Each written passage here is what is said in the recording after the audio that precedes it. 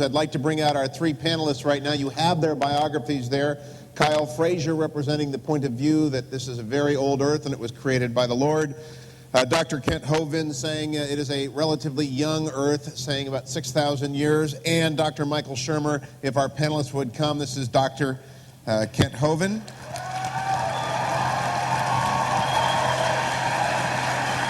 If we can have Kyle Frazier, if you'd come out and join us at this point. Try and get our people out here.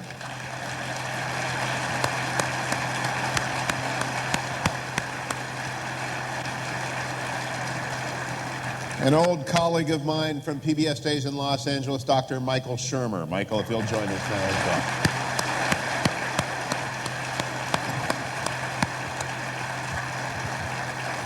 Well, my role is somewhat limited tonight, but I do have the most important duty of all.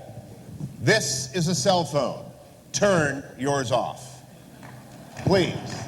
Okay. Now, panelists agreed that I could do this. We like to know with whom we are conversing. Would all of those of you who believe in God, however you understand that to mean, please stand up.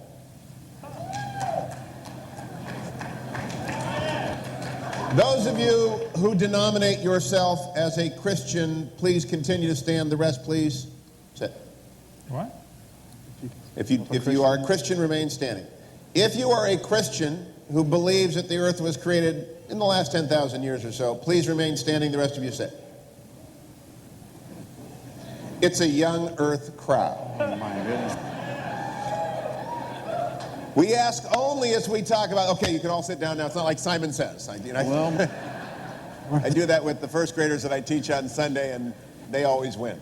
I would encourage you to bring to this debate that which C.S. Lewis brought to every single one of his books, an openness to experience and a wonder at the world as it is created. I am a mere Christian. Denomination doesn't matter tonight. It ought not to matter in how we consider our panelists' presentations. But listen with an open mind and with the spirit to be led as our authors and experts bring us. And here are the rules, so you know what we're going to do. 15-minute beginning statements from each of our panelists, followed by 5-minute rebuttals, conversations. That takes us to an hour if you're doing the math and you're a lawyer really slow, like me. And then 2-minute round, and then we're going to take a break. So a mere hour and 10 minutes away, you'll have a chance to mumble to your neighbor about what's been said. But until then, till we get to our break, please listen with great attention. We begin with Dr. Kent Hovind. Doctor.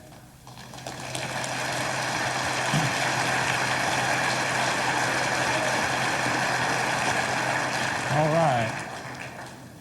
Thank you so much. It is an honor to be here in Minnesota. My name is Kent Hovind. I live in Pensacola, Florida. I was a high school science teacher 15 years. And now for 14 years I've been doing seminars on creation, evolution, and dinosaurs, and I stand without apology for the concept that God created this world in 6 literal days about 6,000 years ago. And I think the evolution theory is one of the dumbest theories in the history of humanity. So, there's where I stand. Okay. Now, I will present the creation view. This is what I believe. That's how science is supposed to work. You present your theory and everybody tries to prove it wrong. If you can't prove it wrong, then maybe it's right. The Bible teaches about 6,000 years ago, God made everything. In 6 days, the Lord made heaven and earth, the sea, and all that in them is. And I don't need any help to interpret that verse, and I don't think the average person does either. I think he's telling us he made it in 6 days. And the Bible says death came into the world because of man's sin. Man disobeyed God, and that's what messed this place up. The Bible says by man came death, in Adam all die. And before the flood came, the Bible says the people lived to be more than 900 years old. During this time, reptiles, which never stopped growing, would grow to be enormous. Dinosaurs were big lizards that lived with Adam and Eve. And then Noah took them on the ark. We cover all that in my video number 3 of my series. Then there came a big flood. God was sick and tired of all the sin, so he completely wiped out this world with a universal flood, not a local flood, a completely worldwide flood that destroyed this entire planet. And that left behind all the fossils, the oil, the coal, the natural gas, the sediment layers that we see, and the canyons like Grand Canyon, all formed during that flood in the days of Noah. Noah brought onto the ark 2 basic kinds, 2 of each basic kind of animal. Since then, there's been a lot of varieties produced. There's been big dogs and little dogs, and they probably had a common ancestor, a dog. Science tells us things that we can observe or study or test. That is science. Okay? Evolution is not science, and technically creation is not science. Neither view is technically scientific. We cannot observe the creation. We cannot observe the evolution theory. Both are inherently religious. The difference is the evolution religion is tax supported. That's the primary difference. Now, I like science. I'm not against science. I collect science books, and I'll debate anybody on any scientific topic. If I don't know, I'll say I don't know. But I'm not against science, and I don't know any Christians that are. But there are some things mixed in with our science books that are just simply poisonous. Now, Texas has a law that requires instructional materials to be factual. That's a law, okay? Florida has a law that says textbooks shall be accurate. Wisconsin has a law that says textbooks shall have factual accuracy. Alabama says textbooks shall be adequate and current. California says textbooks shall be factually accurate and reflect current and confirmed research. Minnesota says a teacher shall not deliberately suppress or distort subject matter. Yeah, sure. Hey there, fella. You betcha. Okay? Now, the problem is none of those states are enforcing those laws. There are things used to support the evolution theory that are just plain lies. There is no other way to say it. It's a lie. And we're going to try to get to some of those tonight. Well, we need to define what we're talking about. This word evolution has at least 6 different meanings. Only one of them is scientific. First, you would have to have cosmic evolution, the origin of time, space, and matter. Nothing can evolve unless there's something there to evolve. So the evolutionists are always trying to avoid this one because they say it's not part of evolution. It has to be part of evolution. People say, well, you know, we just believe evolution is dealing with things changing. Okay, well, how did the things start? You don't have a coherent theory unless you can explain the origin of time, space, and matter. Secondly, there'd have to be chemical evolution. According to the Big Bang theory, the Big Bang produced hydrogen and maybe some helium. Well, how did we get these other elements? You mean uranium evolved from hydrogen? They'll say, well, this happens in fusion in stars. Yeah, but you can't get past iron with fusion. There is no explanation for why we have all these different chemicals other than God designed it. Thirdly, we'd have to have stellar evolution. The stars would have to evolve. Nobody's ever seen a star forming. We see a few spots getting brighter, and the evolutionists will say, see, there's a star forming. No, there's a spot getting brighter. Okay? It could be the dust is clearing, and you're seeing a star that was already there. Nobody's ever proven the formation of one star. And yet there's enough stars out there right now that everybody on planet Earth can personally own 2 trillion of them to yourself. Those are the ones we know about. We don't know about the ones that we don't know about. Fourthly, there would have to be organic evolution. Somewhere, somehow, life has to get started. And the evolutionists really don't like to talk about this one, but they're stuck with a very embarrassing position. Modern 21st century scientists are still believing something proven wrong 200 years ago by Pasteur and Francisco Redi. They still believe in spontaneous generation, that life can come from non-living material. Now, if you want to believe that, that's perfectly fine. I don't care what you believe. Don't call that science. And don't make me pay to put that in the public school system as part of science, okay? That's part of your religion. You ought to keep that at home. Fifthly, we have what is sometimes called macroevolution. I don't like this word, and nor the next one, but this says there are changes from one kind of animal to another. Nobody's ever seen that happen, okay? Lastly, we have what's called micro, and I really don't like that phrase, but I'm going to use it tonight to explain it. Microevolution tells us there are variations within the kinds. You may get a big dog or a little dog, but you're going to get a dog, okay? The first 5 definitions of this word are purely religious. None of those have been observed at all. They are outside the realm of science. But the evolutionist has to believe that all 5 of those happened. What we do observe are billions of little changes within the kinds. The Big Bang theory teaches 20 billion years ago, there was a Big Bang where nothing exploded and produced everything. This is what the textbook says. 18 or 20 billion years ago, all the matter in the universe was concentrated into one very dense, very hot region that may have been much smaller than a period on this page. For some unknown reason, this region exploded. Everything in the universe, smaller than a period on a page. Wow. That's a crowded dot. And then 4.6 billion years ago, the Earth cooled down and formed a rocky crust. Yes, boys and girls, the planet Earth cooled and a rocky surface was created.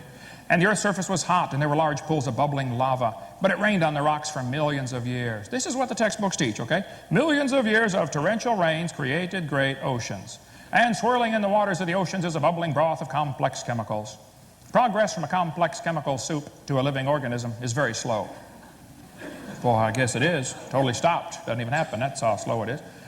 This guy said the first self-replicating systems must have emerged in this organic soup. So according to the standard evolution theory in the textbooks, 20 billion years ago, Big Bang, 4.6 billion years ago, the Earth cooled down. It rained on the rocks for millions of years and turned them into soup, and the soup came alive. 3 billion years ago. So great-great-great-great-great-great-great-great-great-great-grandpa was soup. Now,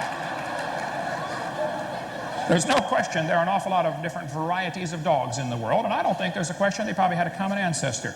But it was a dog. That doesn't mean all the dogs came from a rock, okay, 4.6 billion years ago. What evidence do they give to support this theory for evolution?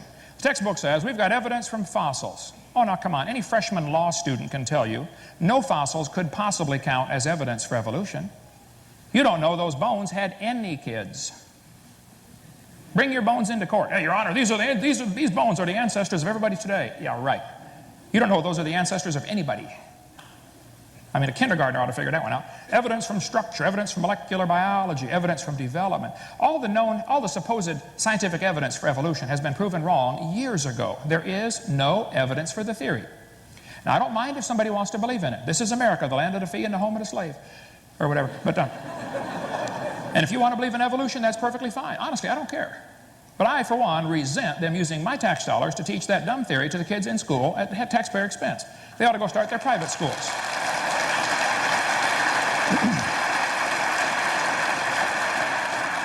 Evolution is based on two faulty assumptions. Number one, they assume that mutations will make something new and better. That has never been observed. Secondly, they will assume that natural selection makes it survive and take over the population. You see, in order for evolution to really work, if one animal evolves a little better than the rest, what must happen to the rest of them to make this work? Well, they got to die. Evolution is a religion of death, not life. The question is very simple in my mind. Did man bring death into the world, or did death bring man into the world? Because if evolution is true, death is the hero of the plot. Darwin understood that very well and said so on page 217 of his book. It's true that mutations happen. There's no question there. But mutations do not produce any evolution. This is a five-legged bull. That's a mutant. There's no new information. It's a scrambling of existing information. Same with the short-legged sheep. That's a mutant. But there's no new information. This two-headed turtle is a mutant. It's not ninja, but he's mutant.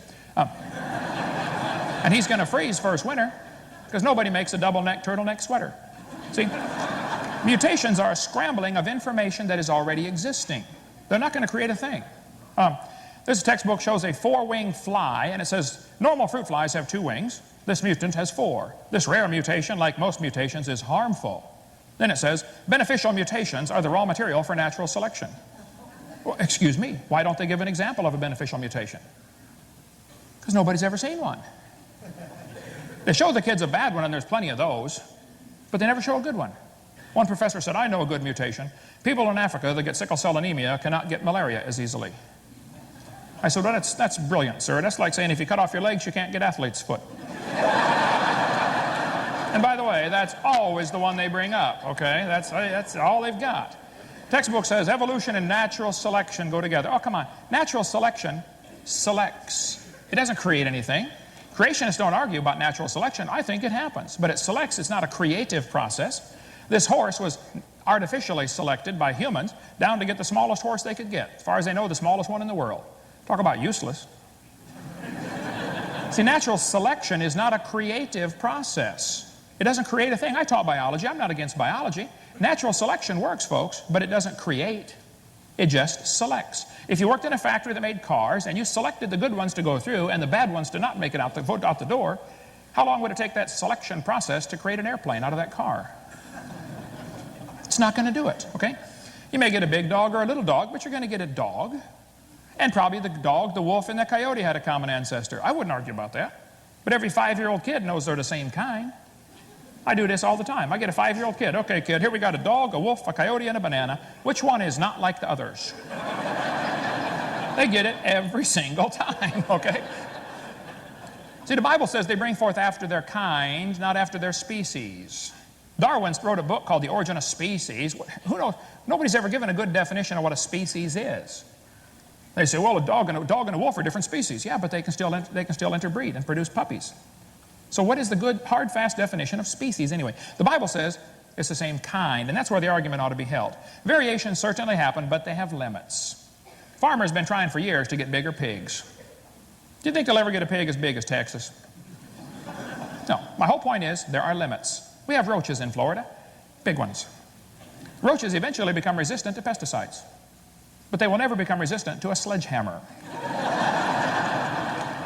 We could spend hours on the resistance. I only got a few minutes left here, but I grew up in Illinois, corn country. There are so many kinds of corn, they have to number them. You'll drive down the highway and there's BX65. You know, don't mix it up with XL29. Something will explode. But I'll tell you what, folks, you can crossbreed corn from now to the cows come home, and you're always going to get corn. You never get a hamster or a whale or a tomato to grow on your corn stalk, okay? Variety of dogs. This Irish textbook calls it divergent evolution. Oh, come on. A poodle and a terrier coming from a wolf is not divergent evolution. Don't give it a fancy name. It's still a dog, okay? It's a variety of dog. And there are thousands of examples of variations that happen within the kinds. And creationists don't argue about that. Variations happen. But the point is, they're still the same kind, which is precisely what the Bible said would happen. Tomorrow is the Kentucky Derby. You know, in the last 100 years, they've gone from an average winning speed of 127 to an average winning speed of 123. Now, even in the old days, they got some good times turned in. How much money would you guess has been spent on the Kentucky Derby trying to get faster horses? Now, I don't know if they reached the absolute limit for horse speed or not, but I suspect they're getting kind of close. I mean, if you really want to win the Kentucky Derby, why don't you breed wings on your horse and fly around the track in 12 seconds? The whole point is, variations happen, but they're limited. This magazine, you can order chickens. What kind you want? Red Rocks, White Rocks, Cherry Eggers, Brown Leghorns. And then it says, jungle fowl are the original bird from which all varieties and strains of domesticated chickens are derived. Did you know all the chickens had a common ancestor? It was a chicken. Creationists don't argue. Variations happen. God created an incredible gene code in each of the original kinds of animals, and they can produce a wide variety of offspring. Some of them can live in the cold weather, and some can live in the hot weather. And they probably had a common ancestor. No argument. But that's not evolution. Tonight you're going to hear three different opinions. Tonight, the right one, which you just heard, and then two others. God created this world in 6 literal days. He made it with the animals with a variety to produce an incredible variety of offspring. Then he destroyed this world with a flood. And the Bible teaches he's going to come destroy it again one of these days, pretty soon. And if you're not ready for that, you ought to get ready soon. Thank you.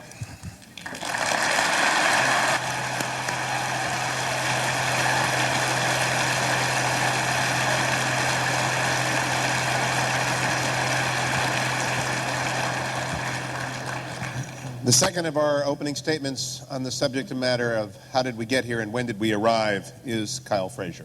Kyle.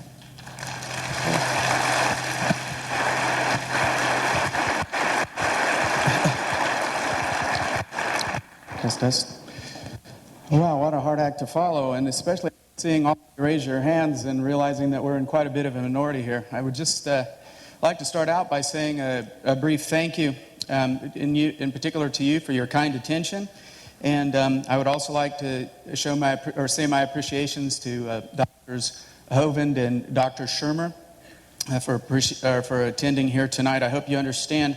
After preparing for this, and this is the first such event like this for myself, I can honestly say I've never worked for anything any harder in my life and still feel totally unprepared. So you'll just have to accept that the amount of time and sacrifice that they took to be here and participate was a significant sacrifice.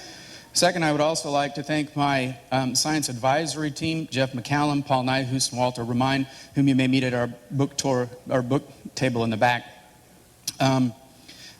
I would like to start out just kind of by clarifying the purpose of debates. I don't know about you guys, but I've been to a few debates in my life, and I always kind of went there thinking, well, when I get there, I'm going to find, people are going to change. Somebody's going to get up there and it's going to change a lot of people's views. And the hope is that, people, still with me?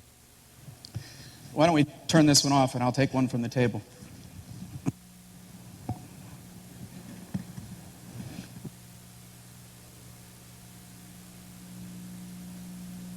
Still not with me? Here we go. Okay. But the point I used to come to these debates and think, okay, great. We're going to see somebody get up there and say something that's going to change Michael Shermer's mind, and he might come out of here with a totally changed person. Or maybe that people that came here are going to be in that same, they're going to go through a change process, and we can actually see that before our eyes. And I would just like to clarify that I don't really believe that this kind of a dialogue has that purpose, to get people here who are going to change their view. Because actually, if we're trying to get people to a point where we've got a majority, for example, that's already been accomplished, hasn't it? But the rest of you still came here for one reason.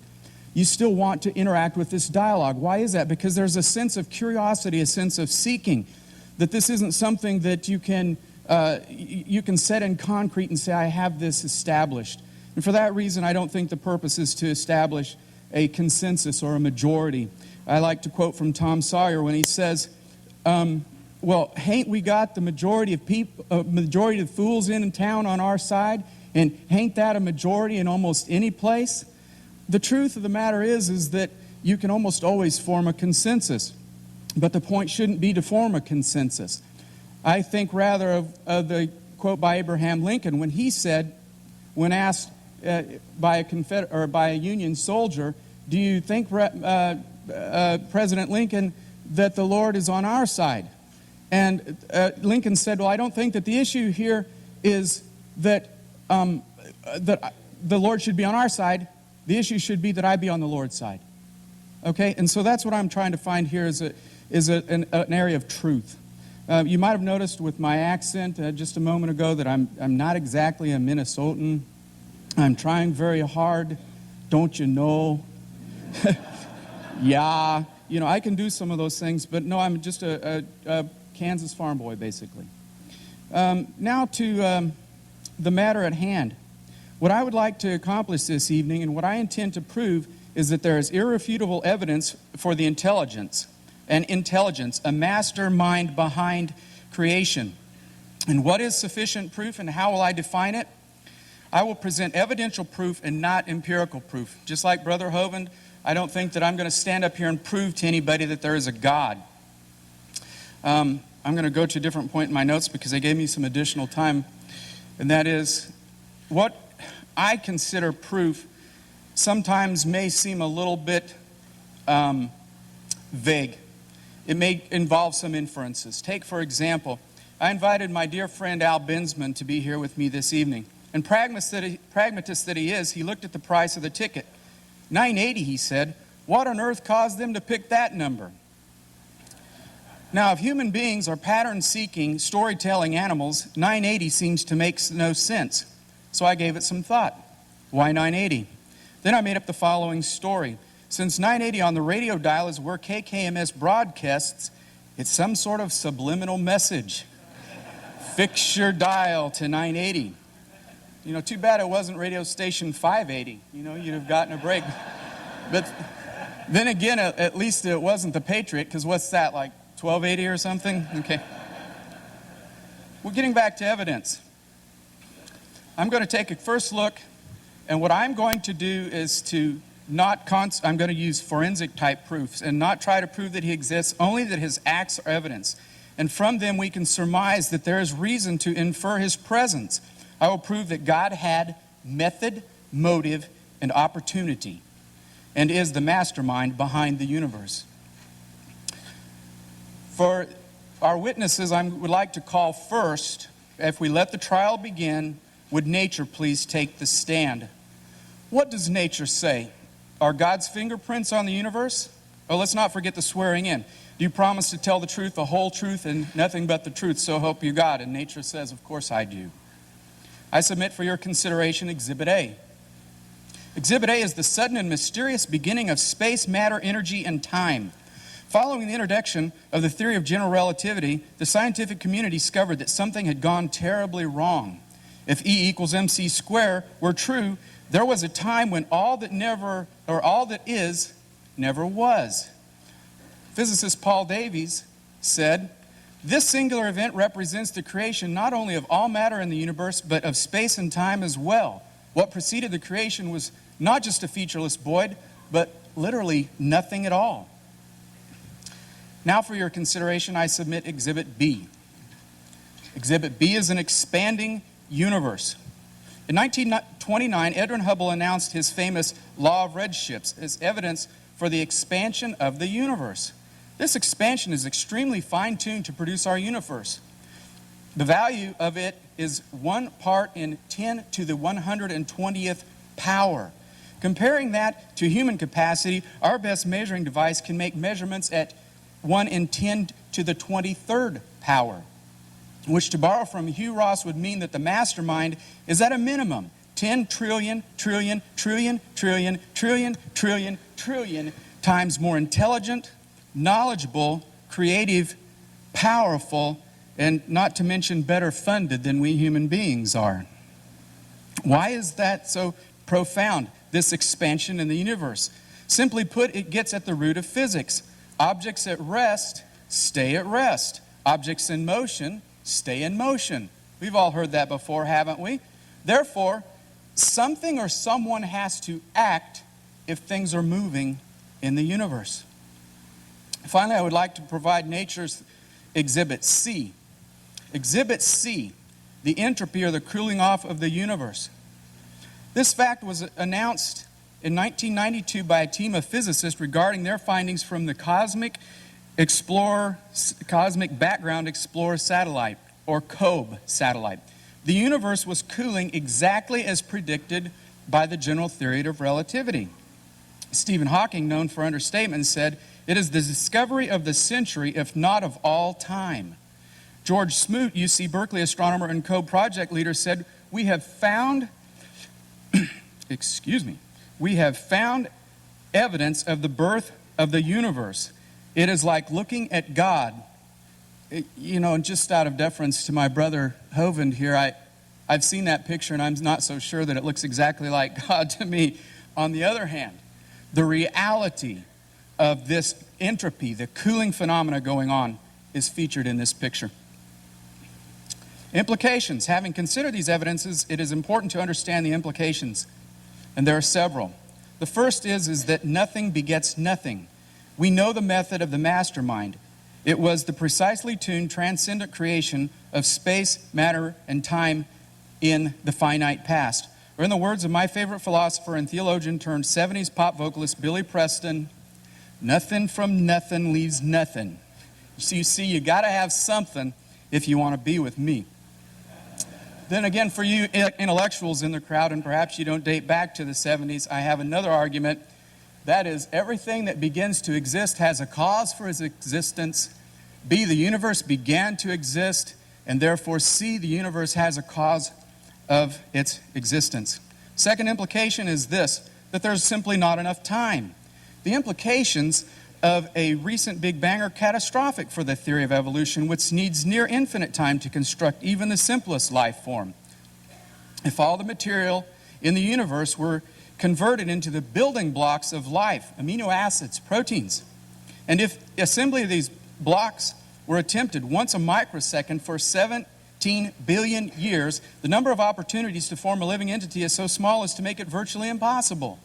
You cannot construct life no matter how much time you've been given.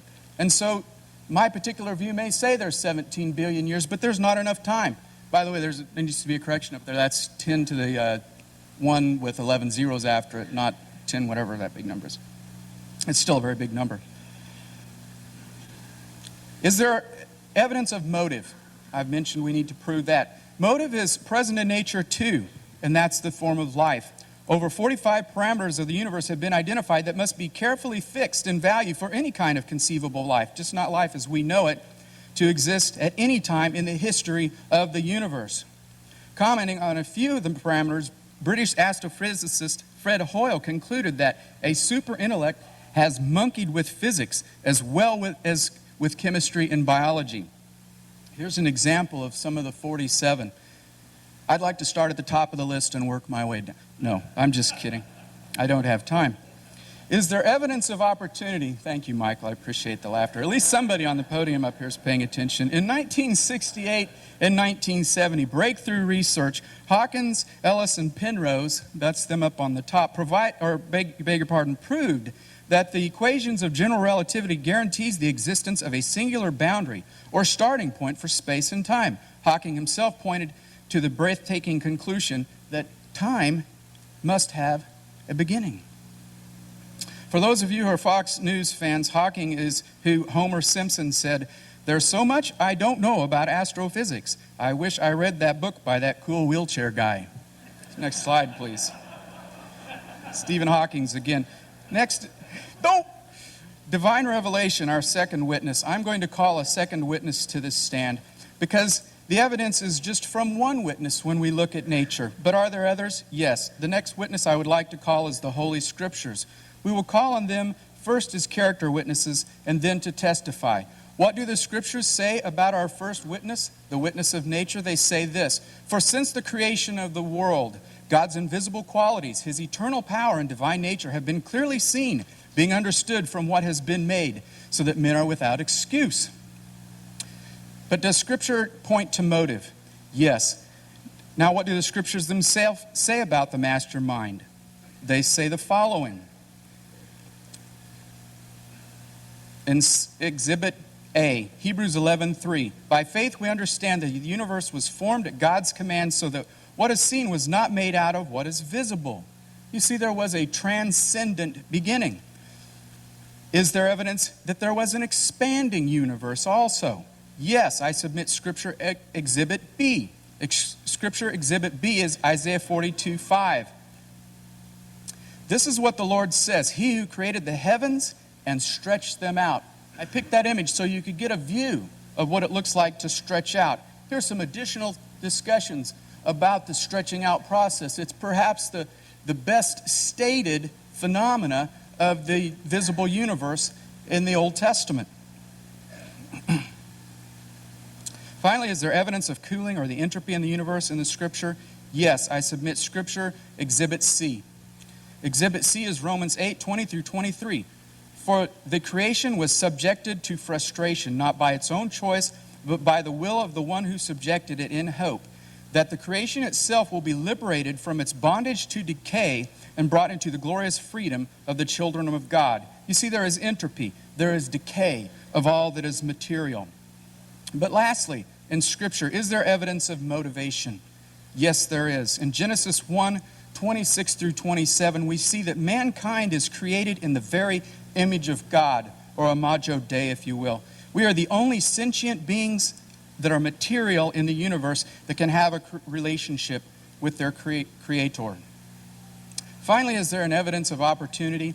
In the case of God, this is only possible if He were capable of acting in a realm independent of time, energy, and matter. Remember the Hawkins-Penrose theorems say that there was no time before the universe began. So somebody had to be outside of time acting for us to have these phenomena.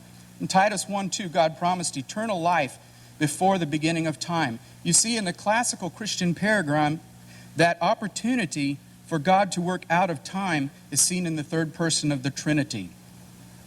Kyle. Am I done? You are done. Thank you for the time. Thank you for your kind attention.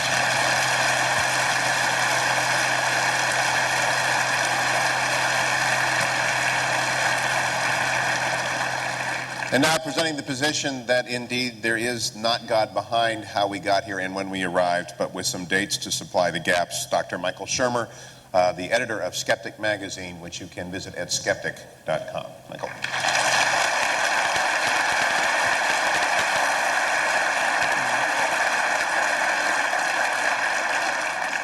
Hello. Sounds like God speaking here. How we doing? I presume you know what you get when you cross an atheist with a Jehovah's Witness, is somebody who knocks on your door for no reason at all. I used to do that, actually. I used to do the knocking on doors thing. I was a born-again Christian. I went to Pepperdine University in Malibu, California, to Church of Christ School. I went to major in theology. I was a born-again. I went knocking on people's doors to save their souls. We called it Amway with Bibles. Essentially, you're selling God. And then after about 7 years, I became a non-born again, and I became a born-again atheist. And then I went around knocking on those same doors saying, I take it all back, I was wrong. And then, you get older and you find a sort of more middle position, of which I now call myself an agnostic or just a non-believer. The question on the table here is, can we see evolution or some sort of scientific theory as a form of creation? I'm not psychic, so I actually have to tell the person when to go to the next slide. I wrote a book about this. Basically, I wrote a book about why it is that people believe in God.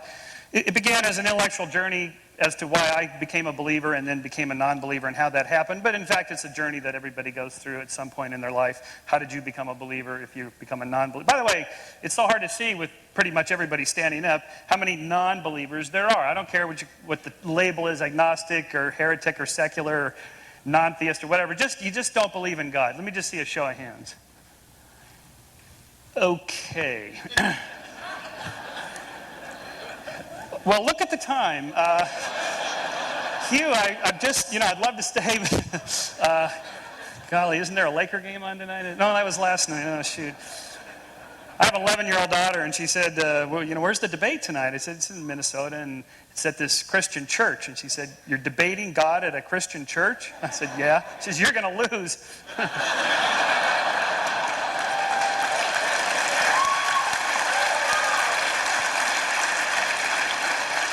I thank you for her, I guess. So we can go to the next slide. The problem here is that all of these creationist arguments, and I used to make them all, so I know the arguments. They're perfectly good reasons if you already believe. If you don't, they are not convincing reasons. And the reason for this is that these are all what we call God of the gaps arguments. You scientists can't explain blank, X, whatever, therefore there must be a God. This is along the lines of the famous Sidney Harris cartoon. These two scientists, the one says, I think you should be more explicit here in step 2. And the step 2 there is, and then a miracle occurs. You can't, it's just a word. A miracle is just a word for something we can't explain. I don't know how that happened. It must have been a miracle. Next slide. For example, just 2 weeks ago, I went to Clearwater, Florida. There is a very famous, at least in Florida, Virgin Mary appearance. It's a huge icon. The thing sits about 40 feet tall. The local Christian church bought the bank building. It's on the side of a bank building. They bought the bank building. It cost them $10 million to preserve this, which they consider to be a miracle. Next slide. You can see people going there in crutches and wheelchairs. This was about 6 years ago when it first appeared. Today, here's somebody in a wheelchair. They've put up a huge crucifix here. You can see the size of this thing. Next slide. Turns out, this is myself and the amazing Randy, Richard Dawkins, standing in front of a bunch of candles here. There's so much wax from the candles, they had to put down that stuff they put in auto shops to soak up oil. There's so many people there praying to this miracle. Next slide. But in fact, if you walk around, you find out wherever there's a sprinkler head, there's a miracle of this mineral water spray that appears on the windows. Next slide.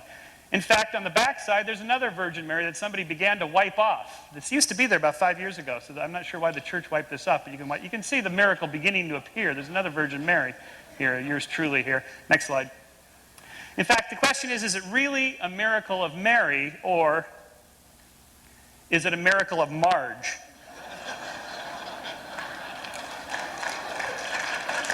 Well, thank you. I appreciate that.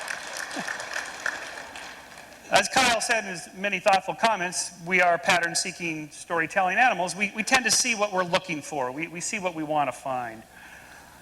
Now, I can't teach my entire course in evolutionary theory in 10 more minutes. So what I want to do is just leave you with one deep message with a couple of examples of this. And that is, even if I can't explain it, I can explain the Virgin Mary thing. It's mineral water spray. There used to be a palm tree there, and spray and left it there, and they cut the palm tree down so people could see it. Okay, no big deal. I trust you're not putting your faith and your religion based on icons like that. But what about these other things? I claim that it's the same principle. That is, Kyle brought up the fine-tune problem. That is the fact that there's all these different anthropic adjustments. The universe is structured in such a way. It's just so carefully balanced. If it wasn't this way, it's not that we wouldn't be here, but there'd be some other species, or it'd be something like from Star Trek, where you get these people with 2 eyes and gnarly things on their forehead, and they speak English with a Klingon accent, wherever they speak English with a Klingon accent in the universe. It's that nothing would exist. And so you have all these different, the electrical force between a proton and an electron, and the Planck constant times the speed of light, and Newton's gravitational constant G, and they have dozens of these. These are all real examples. These aren't just made up by an apologist, and I'm going to get up there and tell you these constants aren't real or that the universe is not fine-tuned. It is. Next slide. Question is, why is it fine-tuned, and what are we to make of this? Well, there's several different answers, half a dozen different answers to this. But even if I can't answer it at all, or even if I'm wrong, that doesn't mean God did it. It just means it's a mystery. We don't know what it is. This is the principle I want you to take home tonight, just the one thing. For example, in the 17th century, there was what was called the plane problem. Newton identified, after his theory of gravity was published, that there is this weird phenomenon in the solar system. All the planets are in a plane. They're in the same plane of the ecliptic, it's called. They're not like this and so on. They're all in a plane except for weird Pluto, which is probably just an errant moon. So for Newton, the explanation is God did it. That's the way God set up the solar system. Nobody makes that argument today because we now know exactly why the planets are all in a plane. It has to do with clouds of gas condensing into stars. So the problem is of hitching your faith to some scientific argument about fine-tunedness or some weird anomaly that scientists can't yet explain. What are you going to do with your faith when we come up with an explanation? Next slide. So, for example, here's another answer to the fine-tuned problem. Maybe our universe is not the only universe. Maybe there's multiple bubble universes, lots of universes. Stephen Hawking suggests, in fact, that quantum fluctuations lead to the spontaneous creation of teeny universes out of nothing. And he means nothing. Most of the universes collapse to nothing, but a few will reach critical size, will expand in an inflationary manner, and will form galaxies and stars and maybe beings like us. Most of them don't. If they exist, we don't know that they exist. This is mathematically possible. We're still trying to collect data on this. Next slide. The latest issue of Scientific American just came out last week, has a whole issue devoted to this very subject. It's no longer science fiction. Now, cosmologists are beginning to devise ways to test, empirically test, to find out if there are other universes other than our own. So, in summary, if each of these different bubble universes, and there may be an infinite number of them, all have slightly different laws of nature, slightly different fine-tuned, not so fine-tuned, terribly tuned for life, and so on. All the ones that are terribly tuned and not so fine-tuned won't give rise to life. Any of them that are like ours, and if there's enough of them, and if there's an infinite number of them, that's enough, any of them that are like ours may give rise to sentient beings like us who ask the question, where did we come from? That's one answer. It may be wrong, but if it's wrong, it doesn't make the God hypothesis right. It just means we don't know yet. Next slide. So, continuing on the design thing. The question is, what made the whale's flipper? This is just one of hundreds of examples I could use. The whale's flipper has this pretty nifty design for cutting through the water. The whole body of the whale is a fusiform body. The head doesn't have a neck and shoulders. They just all blend together for cruising through the water. It's hydrodynamic instead of aerodynamic. But if you actually take the skin off, you see what the flipper looks like. It looks like your arm. Now, why would an intelligent designer design a not so intelligently looking flipper? In fact, it looks like our flipper, except we don't have a flipper, we have an arm. The answer is because a top-down designer didn't build it. A bottom-up tinkerer called evolution did. Next slide. So, for example, if humans were designed by God, we might look something like this. To alleviate the lower back problems we have, more vertebrae that are thicker. To alleviate the problems of blood flow in the legs and blood collection in the legs, you have stronger veins and more valves. You have much larger buttock muscles here to hold this upper thing. Your ears would be slightly different, and so on. The arms would be shorter. The rib cage would be larger to hold the organs. The point is this.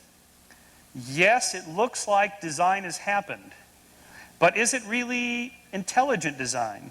Does it look like an omniscient, omnipotent being really made us with all the little flaws in our design? Next slide. Another question, evolution or God or intelligent designer. We have two different hypotheses here. Dr. Hovind, God, and Kyle, intelligent designer, id, whoever it is. The question is let's just say, just take this one sequence of the evolution of the ceratopsians, like the Triceratops, the most famous, the little three-horned dinosaur, Triceratops. Where'd it come from? Okay, regardless of whether the picture is right or not, it's roughly right, because we have quite a few fossils here. When did id, or God, interject his influence? Did he just create the general form and then evolution created all the other forms? Or did id, God, interject at each of the family level, or at the genus level, or at the species level? When does God intervene when he's intervening? At every single individual born, is God tweaking the system? You will not find consensus among creationists on this question. It's very interesting that they dissent among themselves about how often and when God intervenes. Anything from he set the whole system up at the beginning and stepped out and just let it run by itself, to he tweaks every single little molecule and genome in every single one of us that is born, and everything in between. Next slide. So, how do we know evolutionary theory is true? It's not true, capital T, true in a religious sense. It's not true in a political sense. Not true in a legal sense. You've heard two legal metaphors tonight. This is the wrong metaphor. Science is not the law. It's a different way of thinking completely. This is why when lawyers try to do science and scientists try to do law, they get messed up. They shouldn't do that. There's different ways of thinking. Science traffics in fine shades of gray, with probabilities of being more closer to truth or less closer to truth. But there is no capital T truth. However, we are confident that it's provisionally true. That is, could be wrong. We'll see. But it gives a coherent explanation of what we know. It's conciliant. That is, independent lines of inquiry all jump to the same conclusion. And it predicts new findings which so far have been confirmed empirically. For example, next slide. Just on the age of the Earth question, I just threw this in a sort of in the limo driving over here typing because I realized we were supposed to discuss the age of the Earth. I mean, how do we know how old the Earth is? A bunch of different ways. Potassium-argon dating. There's half a dozen different radioactive decay dating techniques. Carbon-14 dating. Plus the age of the moon rocks, the age of the solar system, the age of the universe. Now, this is the point. These different ages that scientists infer from the different techniques are not done in one lab or at one conference by one committee that says, hey, look, you know, we got that creationist conference coming up. We got to get our story straight on what our date is. It doesn't work that way. These are different scientists in different fields who go to different conferences and read different journals and don't even know each other. And they all independently come up with the same rough range of dates. The Earth is about 4.5 billion years old, give or take a couple 100,000 years. The universe is about, Dr. Hovind, it's about 14.5 billion now, we think. And it changes. But it's not changing like between 6,000 years and 20 billion. It's changing between 14, 14.5, maybe 15, maybe 13.5, depending on who's doing the measuring. Now listen, if they all came up with the exact same number, then I would be suspicious that somebody was cooking the data. But they don't. The numbers vary all over the board, but they vary within a range. And the fact that they vary, and yet they're still within that tight range, gives me great confidence that this is correct. Next slide. Another example. Tests of evolutionary theory. Early fossils of life should contain only single-cell organisms, and they do. You will not find a single human or any mammalian fossil in a bedding plane that has trilobites. Not one anywhere ever. Why is that? 2, organisms adapted to similar environments should evolve similar morphologies. They do. Whale bodies and fish bodies are all fusiform, designed to cut through the water smoothly. Why is that? Organisms sharing most of their DNA should develop following the same basic patterns. They do. Fossils found in different continents that were once united should be similar to each other. They do. Last slide here. So, in my rebuttal then, we'll come back to irreducible complexity. But my point in my opening argument here is that we have answers to these mysteries. Some of them we're very confident in. Others we're less confident in. Others we admit that we're just guessing. We don't know. More data needs to be collected. But even if we're wrong about all of it, it doesn't make the God hypothesis right. And I would caution you, don't hook your faith to any scientific argument, because what are you going to do if it's wrong? Or what are you going to do if it turns out we have an answer? Thank you.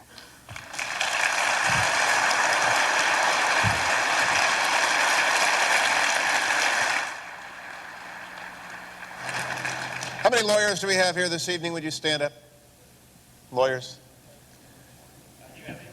I'm here. That's true. There's one or two. I love how Michael dismisses the law. Tonight when he gets caught speeding, I hope he says to the officer. You're talking about the law. I want to talk about the science of motors. It's not going to work. In evidence class, we learn that the more powerful your argument, the shorter the amount of time you need to make it. And so now in the 5-minute round, a lot of the rhetoric goes aside and a lot of the sidebars, but the hardcore analysis of how did we get here and when did we arrive? Dr. Hovind? Is it 5-minute or 6-minute? My schedule says 6. I'm not going to get this done here. All right, let me start with Kyle Fraser's arguments. If we can get the screen black there. Reasons to believe. Reasons to believe what? Reasons to believe the Bible or reasons to believe Hugh Ross? I've always wondered about that one. Can we trust the Bible? Is the Bible literally true, or do we need some guru to tell us what it means?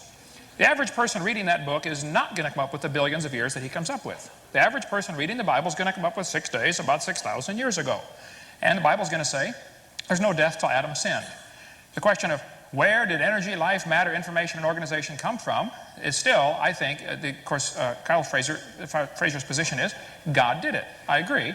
But is God capable of doing it and telling us how He did it? As far as the red shift, I cover this in great detail on videotape number 7 of my series out there. Get my plug in here. Most of his arguments seem to be based on the assumption that the red shift proves the universe is expanding, and the universe may be expanding. But that still doesn't prove it's billions of years old. On day 1 or day 6, Adam was 0. But he didn't look 0. The trees had fruit on them. They were just 3 days old.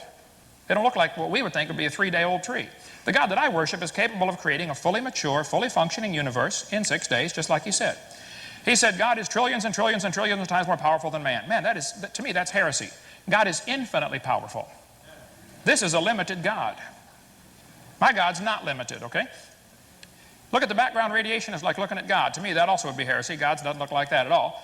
And nature is the first witness. That was interesting. And the Bible's the second witness. I like nature. I like science. I'm not against science, but folks, that's not how it's supposed to work. The God that I worship is not only capable of creating, He's capable of writing a book and telling us how He did it, and He can preserve that book for everybody today. That's the God that I worship.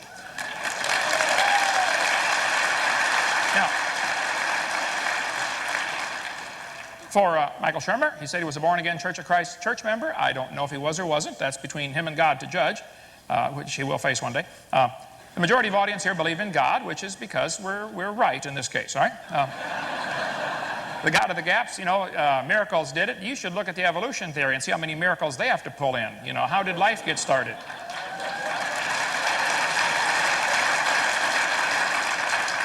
His argument that the Virgin Mary appeared on the side of a building as a natural explanation, I agree. I think that's dumb. I think it's a fundraiser for the Catholic Church. I think there's a lot of that stuff goes on. Okay? And I think he is very right to be skeptical of many of the things going on in Christianity. He's right. They ought to be skeptical. Okay? My position is it's good to be skeptical of things like that. Now, he ought to use the same skepticism on the evolution theory, but he's not doing that. Okay? If we cannot explain it, that does not mean God did it. I agree. There are many natural explanations, okay? Do scientific explanations nullify our faith? Not at all. I love science. I don't know anything scientific that nullifies the Bible. I know that a lot of things the Bible contradicts from evolution theory, but evolution is not part of science. Evolution is a religion. He said nearly, by the way, let me just point out here, nearly all branches of science were started by creationists, because he mentioned, I forget what the point was that brought that up, but I put it in here. Okay. Francis Bacon was a creationist, Kepler, Pascal, Boyle, Newton. The list is huge of people creationists who started just about every single major branch of science today. The evolution theory has done nothing to the improvement of science. It is a useless theory, and it is counterproductive, in my opinion. So you can't claim that scientists are all evolutionists. They're not. There are thousands of scientists today who are creationists. Okay? Many major branches of science were started by creationists. Let's see, where did I leave off here? Comparative anatomy, that was interesting that he would use that one about the whale's flipper. Comparative anatomy, if I can get to that one. Oh, did I get to the right one? I'm sorry, I'm going to have to install the ocular enhancers. Hey, I'm 50 years old. I've been fighting it as long as I can, all right? It's true that the human arm and the whale's flipper and the bat's wing have some similarities. I agree. We have a radius and an ulna, so does the whale, okay? But the whale didn't name them, by the way. This textbook says these homologous structures provide evidence that these animals evolved from a common ancestor. This is baloney. Those structures provide evidence that they have a common designer. The same guy designed them all. It works great.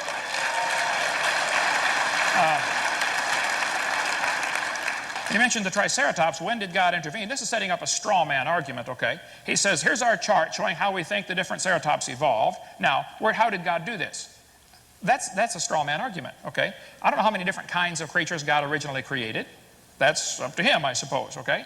And what he's done, he's taken the evolutionary assumption that there is some kind of order to this geologic column. And by the way, the geologic column does not exist any place on planet Earth, okay? Geologic column is one of the biggest, cruelest jokes in the history of humanity. I taught earth science for years. Geologic column does not exist.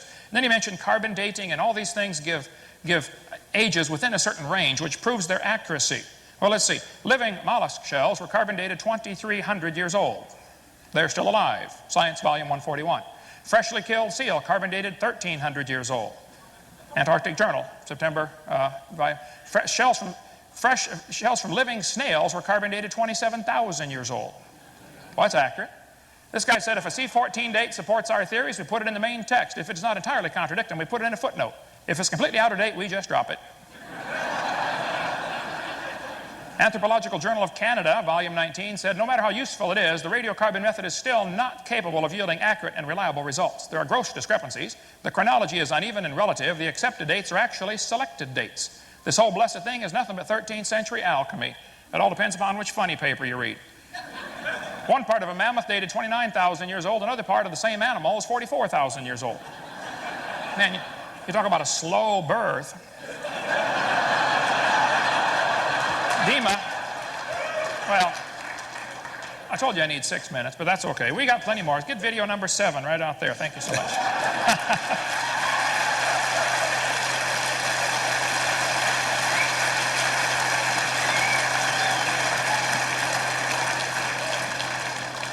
I did, in fact, extend to 6 minutes because it is a common complaint of all debaters that they're cut off too early, and you will have 6 minutes as well. Kyle Frazier, you're up next.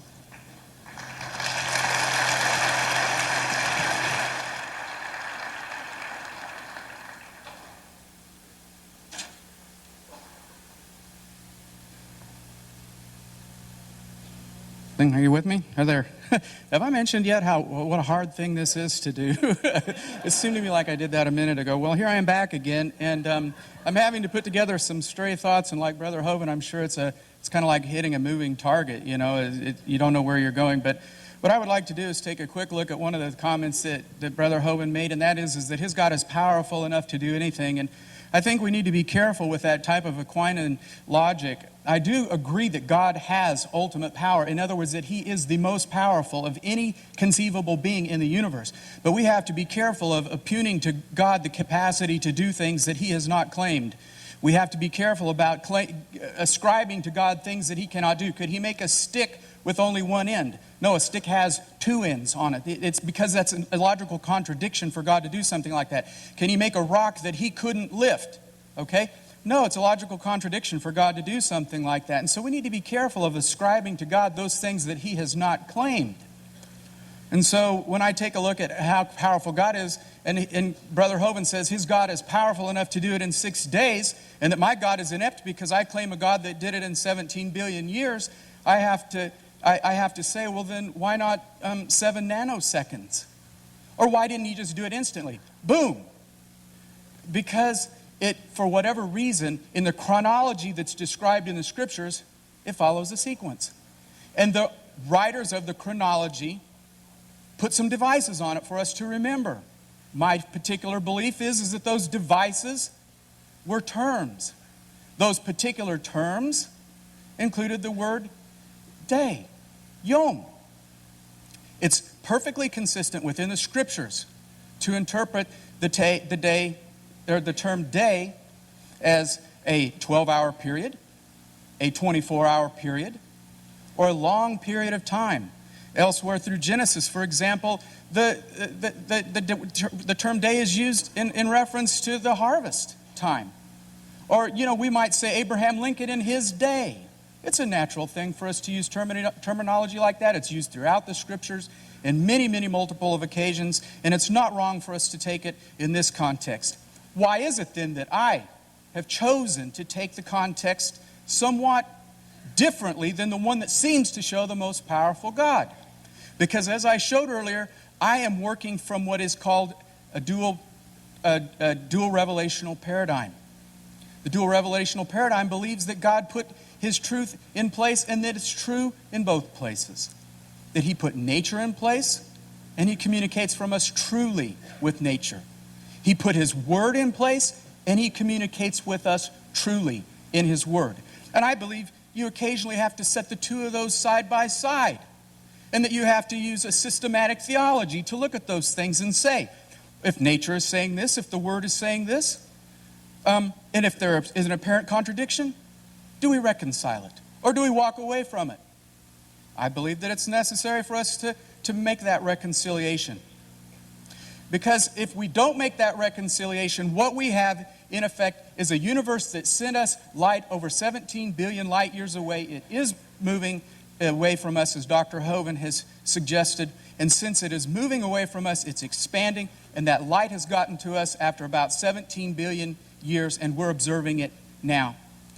For us to have observed it any sooner than that, either the events on the outside edge of that travel never occurred or were fictitiously made by God for us to observe them that way, or they actually happened at that distance and that amount of time away from us. I believe that God communicates his word in truth. There are numerous examples of this. I could list just a few: Psalms 104, Psalms 139, Job 38:41. But my need is to take a look at this concept of a long day. The first chapter of Genesis declares that within 6 days, God's miraculously transformed a formless void, the earth, into a suitable habitat for mankind. The meaning for day here has become the center of the controversy. Does it or does it not make for a conflict between the scripture and science? The answer to that depends upon whether the time periods indicated are 24 hours or in the order of millions of years. Many scientists and many Bible scholars would agree that the correct and literal interpretation for the creation day is one that takes into account definitions, context, grammar, and relevant passages in other parts of Scripture. All we're trying to do is take a systematic approach to this. In fact, one of the problems I have with the approach to the Scriptures that take one verse out of a series and apply it to all of our life is the failure to do a systematic approach to the Scriptures. Because you see, even the Scriptures, on occasion, have items in them that you look at and you say, it just said this. I'll give you an example in Proverbs. Do not answer a fool according to his folly, or he will despise you. The very next verse it says, answer a fool according to his folly, or he will despise you. Are we wrong in taking both of those as correct? Isn't one or the other true? The fact of the matter is that the Scriptures intend for us to take both as true. And I believe that the Scriptures are also saying that we should take nature as true, as well as the Scriptures. And the unfortunate problem with not doing that is that you have circular reasoning. Perhaps I'll be able to get back to this in a moment. But if you take one form of inspiration and you say it alone carries the whole weight of the argument, you have it confirming that in itself. Do you see that as to be circular reasoning? Anyway, my time's up. Thank you, Cal. Michael Sherman.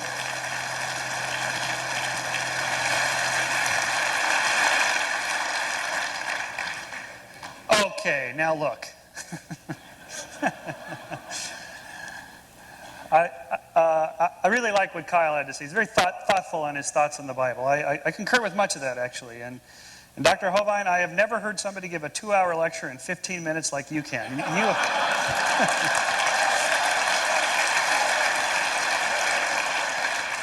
Your law students would have fun taking notes from this guy. Get that tape recorder handy. Ken says I should be skeptical of evolution. Well, I used to be. I was a total skeptic of evolution. I didn't believe it. I didn't for years, for a long time. I read all the creationist literature. I read what the creationists said was evolution, and I didn't believe it because it sure didn't make sense. Then I actually took some courses in the science of evolutionary biology, and I found out, oh, well, this is nothing what the creationists were saying that it was. This is like a science. This is a whole different thing. This isn't anything what I was told. Then I realized, okay, these are two different things. Science is different than religion. It's a whole different way of thinking.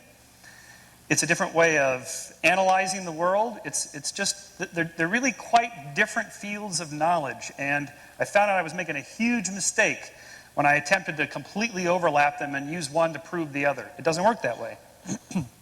So I then became, as it were, a believer in evolution, although belief isn't even the right word. You don't believe in evolution. It either is or it isn't, based on the evidence. It's not an article of faith. Which brings me to the subject of, is evolution a religion?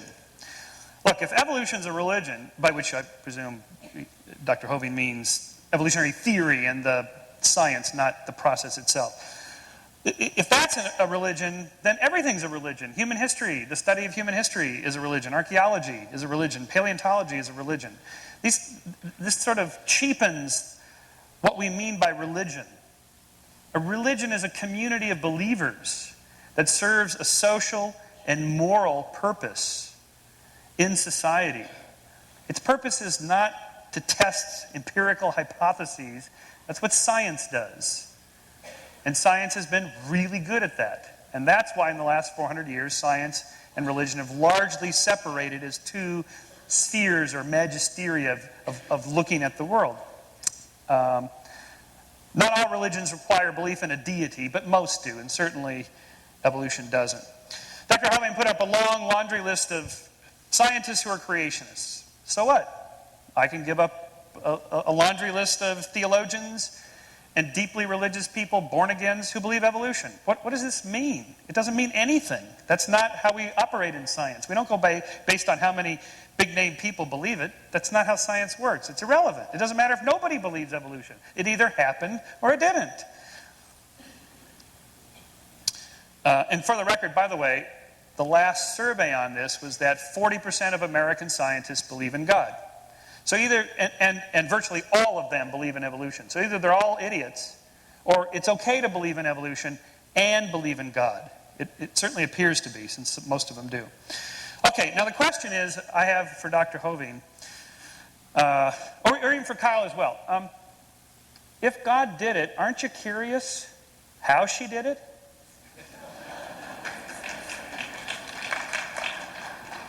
Thank you. I didn't expect that from this group. Okay, I'll take it. In science, we just want to answer questions about the natural world. So if God did the fine-tuning of the universe, or did this with the protons and electrons, or did this with the whale flipper, or whatever, how did God do it? Did God use genes? Did he use, for the cosmos stuff, the electromagnetic force, the weak nuclear force, the strong nuclear force? Just gravity, some other force we don't know about? What force did God use? As soon as you ask that question, you're now doing science. That's what science is. It's just naturalism. And there's only naturalism. The rest is supernaturalism. That's not science. You can do that in religion if you want, but that's not science. As soon as you step out of that, you're not doing science anymore. The geological column, by the way, is quite real. In fact, it was laid down and discovered and described by creationists long before the century before Darwin. So don't let Dr. Hovind fool you to thinking that this is some concoction, conspiracy by evolutionists. It's not. The geological column was discovered by creationists. That's not what you think it is. It's creationists created it. Finally, what is the Bible? What is the Bible? Are we to read the Bible as a book of nature? Are you really supposed to read this to find out how the universe began? Are you supposed to read it to find out exactly which deck the predators were on and the prey were on the ark? I mean, 2 of every species. There's somewhere between 10 and 40 million species. Where did he put all these? And who cleaned up the mess anyway at the end of the day? And what did they feed them? If you're asking those kinds of questions, you're missing the point of the Bible, one of the great books of Western literature. You're missing the point if you're doing all this, what I would call pseudoscience. The point of the Bible, like let's say take the flood myth, for example. By myth I mean a story. It's a destruction redemption. It's a starting over. It's a beginning anew. It's we screwed up. We're gonna start over. All the stories in the Bible are moral homilies and tales that tell things. Surely you don't want to take Deuteronomy and its admonitions to kill disobedient children. Surely you don't want to take that literally. Please tell me you don't take that literally. Or that adulterous women should be killed. Please tell me you don't take that literally. And if you don't, then you don't take the Bible literally. Al, Thank you.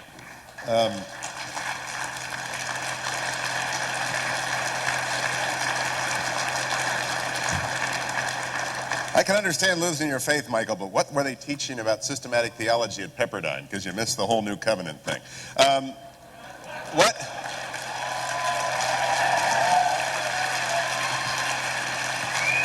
I have a question now. No. Moderator gets to break in here. What we're going to do is I'm going to give a question to each member of the panel. We're going to take a break. We're going to come back and allow you to recalibrate. But I didn't come all the way across from California not to ask questions. Michael, what did you say were the percentage of scientists who are believers in God? Did you say 70%? 40%. 4-0? 4-0. Okay. Yeah. I just didn't hear that, and I want to know that. Dr. Hovind, my question for you. What did Jesus say about this subject in the Gospels? Jesus said in Matthew 19:4 and in Mark 10:6 that the creation of Adam was the beginning. I believe that is literally true and scientifically accurate. And the implication for this conversation? These two guys are wrong. I'm right. But I scored Michael on his systematic theology, and again, I'll wager there are some here that would like a little expansion on that, because it does seem to me to be quick and not persuasive of someone who might be doubting your point of view. Of which part? What Jesus has to say about this, Adam, say it again, Doctor. Matthew 19:4, Mark 10:6, both are very clear. Jesus was talking about marriage and divorce, but he said, have you not read that he which made them at the beginning, made them male and female? The Bible says very clearly there was no death until Adam sinned. To claim there was death before sin, you now have a heresy. I was just asking about Jesus. So your proof text from Jesus I'm telling you. is that. Kyle, what does Jesus say about this debate? I'd have to... Hello? Testing. I'd have to be honest to say that I never really considered that passage in the context, and I'm really big on putting passages in the context. So rather than just drawing it out, I would have to say that I see the creation of man as the finish of the sixth creation. Just the lawyer and me just saying, just a question. Jesus is quiet on this subject? Jesus, the creation epic was completed with the time out. Just Advent. Quiet on. He didn't say when it was. He had a text. Are there any? I'm not trying to trick you. I'm just wondering. I thought you wanted me to comment on his text. No. Just is there a phrase in the New Testament? Is there a question and answer? Is there a conversation with the Pharisees on this subject matter? None that I'm aware of. So now my question to the three of you, with 40% of your colleagues, Michael, knowing something you don't know, and one verse from Matthew and no verses from the. Why does this debate matter to you three so much that you give so much time to it? And I'm very sincere about this, because I don't spend any time on this at all as a believer. Dr. Kent. Okay. Well, you should see what Jesus said about lawyers.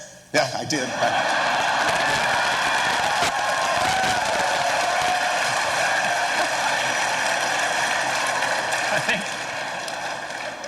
I think this subject is absolutely the most important subject in the world. I travel, I speak 700 or 800 times a year. This is my 76th flight this year already. I take this extremely seriously. The question is very simple. How do we tell right from wrong? But we could get into a discussion of all kinds of moral issues. You know, is adultery right or wrong? Is abortion right or wrong? Is murder right or wrong? It doesn't matter what subject you discuss. Before you start a discussion on a moral issue, you first have to decide how you decide. Do we decide right and wrong based upon majority opinion? Do we decide right and wrong based upon what Congress thinks? Do we decide right and wrong based upon what Saddam Hussein thinks? How do we decide right from wrong? The issue to me is this creation versus evolution issue is absolutely central to all of humanity. Because if there's a God, then he tells us what's right and wrong. If there is no God, there is no possible way to tell right from wrong. And I would challenge the evolutionists.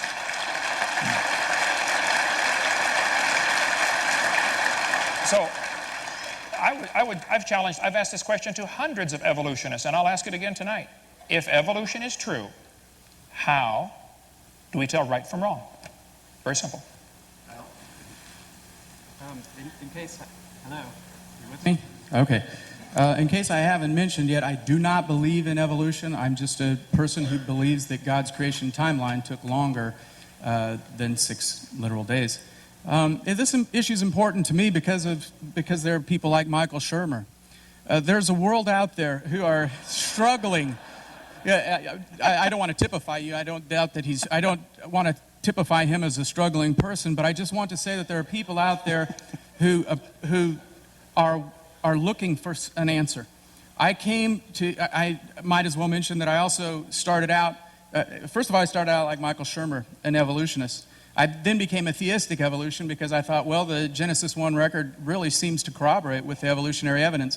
I worked my way up to Brother Hovind's view, where I followed Dr. Gish and others like him, Dr. Morris, and believed very strongly in what they had to say because it corroborated with the Bible. But it wasn't until I came to this point where I realized that God can do something in a longer period of time if He wants to, and it could correspond to what the revelation in nature shows me has happened.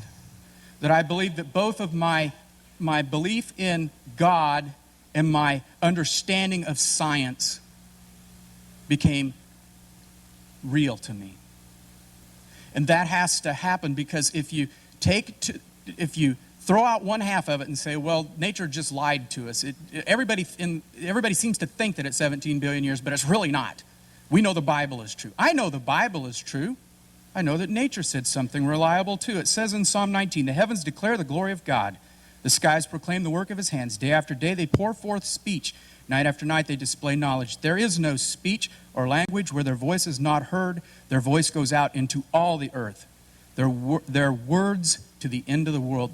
It transcends language. It sits out there. You go out tonight, when you leave here, if you wonder if God can communicate, and you look up at the skies and you watch what He's stretched out before you, it's from God. Michael?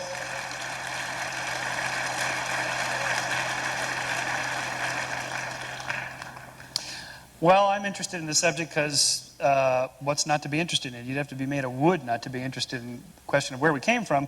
So in my books and here and so forth, it's an intellectual journey. I think the journey itself, the process of thinking for yourself and thinking it through and listening to all the different theories and opinions and so on, that's where the action is trying to figure it out yourself. And I guess my take-home message is, it's okay not to believe if you don't, or if you have some doubts or whatever. It's not going to kill you. It won't. It's okay. You can always reconvert tomorrow, just in case. I figure, since I really did believe, and I really did, I was very serious about this, I figure I'm in there just in case I'm wrong now. Maybe it's sort of a way station somewhere. There's different versions of this. I ask believers if I'm in there, just in case. I do think that there's something... I think deep within us that wants to know, for whatever reason, we have a big enough cortex to think about these huge questions and try to answer them. So for me, I do want to answer the question, where did morals come from if there is no God? And how can you be good without God? Which is the subject of my next book called Why We Are Moral. And what could be more interesting than that? This is a hard scientific question to answer, and I'm working on it. Don't worry, you're not a lawyer. It is 8:20. We will return here at 8:40 for part 2. During the break, I was approached by one of you. What denomination do you belong to and why? I said, I am a Presbyterian for many reasons, but it is primarily the church in which I'm least likely to be hugged. Please keep that in mind after the break. I was also, my dear friend Judge Anderson is here from your Court of Appeals. And he stood up. He's the only other lawyer here, and he averred as how perhaps you had sprayed for lawyers tonight, and we're feeling very alone. Where are the rest of our panelists? If we can have Dr. Hovind and Dr. Shermer come back out. Or maybe not. Kyle, you get all 30 minutes. Now, here's what we're going to do. We're going to assign 10 minutes. We discussed this, an iterative process, big word meaning we're just making it up as we go along. And 10 minutes to each to hit the central points of their presentation, and then I'll do my Oprah. If you have a question, and I emphasize, a question involves an inquiry, not a statement, not a speech. We'll do 3 questions at a time and allow the panel to choose the one that most interests them. So it's kind of, what's that show where you get thrown out when you're very boring and uninteresting? If your question doesn't make it, don't blame me. Michael Shermer, you're going to go first, 10 minutes. You missed the huddle up back there, so. Are you ready, Doctor? Go ahead.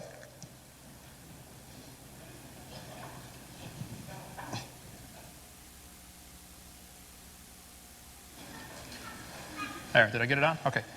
All right. Yes, sir. Well, these could go forever. Let me just share with you a few of the things that are typically used to support the evolution theory and how they've simply been proven wrong. It was mentioned tonight, I didn't get time to I type about 9 words a minute, so I didn't get time to get it down, but about there's evidence for this evolution that, that we have evolved from some other type of creature. All the evidence that I'm aware of, and I taught biology for 15 years, all the evidence that's used to support this theory has been proven wrong. And I think these lies ought to be torn out of our textbook, okay? If you have evidence for your theory, show me, okay? Now, this textbook says the humans have an appendix that is vestigial. You don't need it anymore. Well, that's simply a lie. You need your appendix as part of your immune system. Now, if your appendix is taken out, you can still live, but you got a much better chance of getting quite a few diseases, okay? The appendix is part of the immune system, and the fact that you can live without it is meaningless. You can live without both your legs and both your arms and both your eyes and both your ears also. Okay, that doesn't prove you don't need it. When you take it out, you got a better chance of getting all sorts of diseases. We covered that in video 4. This textbook says the whale has a vestigial pelvis. Many organisms retain traces of their evolutionary history. For example, the whale retains pelvic and leg bones as useless vestiges. This is a lie. Andrew Carnegie founded the group called the National Center for Science Education. He was a strong believer in evolution, and he applied it to the business world. The strongest survive. You wipe out the competition. Andrew Carnegie funded the National Center for Science Education. National Center. Yeah, all 4 of them in this little storefront building. The National Center. They say, Bossy evolved to blowhole. The whale evolved from a cow. That's what they teach. This one says, whales have a vestigial pelvis and leg bone that serve no purpose. Whales have hind limb bones that have no function.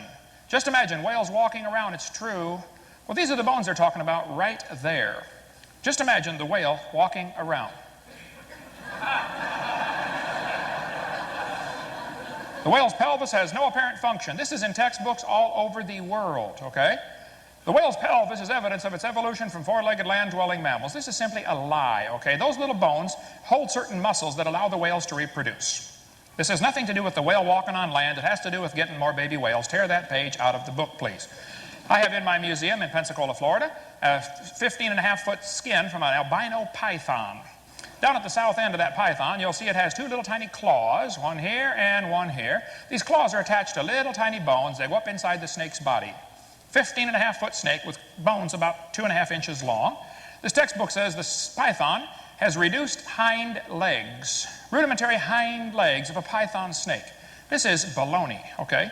Those little claws are part of the snake's mating apparatus. They don't have any arms. They can't hang on. They don't have a voice box. They can't say, scoot over, honey. This has nothing to do. This one says, humans have a tailbone that is of no apparent use. I did a debate in North Alabama against the president of the North Alabama Atheist Association. He said, we've got proof for evolution. Humans have a tailbone they no longer need. I said, Mr. Patterson, I taught biology and anatomy. I happen to know there are 9 little muscles that attach to the tailbone, without which you cannot perform some valuable functions. I won't tell you what they all are, but trust me, you need those muscles. I said, now, if you think the tailbone is vestigial, then I will pay to have yours removed. Bend over. This textbook says, the coccyx is a small bone at the end of the human vertebral column. It has no present function and is thought to be the remainder of bones that once occupied the long tail of a tree-living ancestor. This is a lie, okay? You could use a tailbone if you had one. Okay, the tailbone is not vestigial. There are no vestigial organs, and if there were, that would be the opposite of evolution. That's losing, not gaining. This textbook says humans evolved from an ape-like ancestor. Every one of these along the way has been proven wrong. And once again, even if you could find fossils that we couldn't prove what they were, that wouldn't be evidence for evolution. You don't know those bones had any kids. So what about these cavemen? I mean, can an ape-like creature turn to a human? World's most wanted caveman.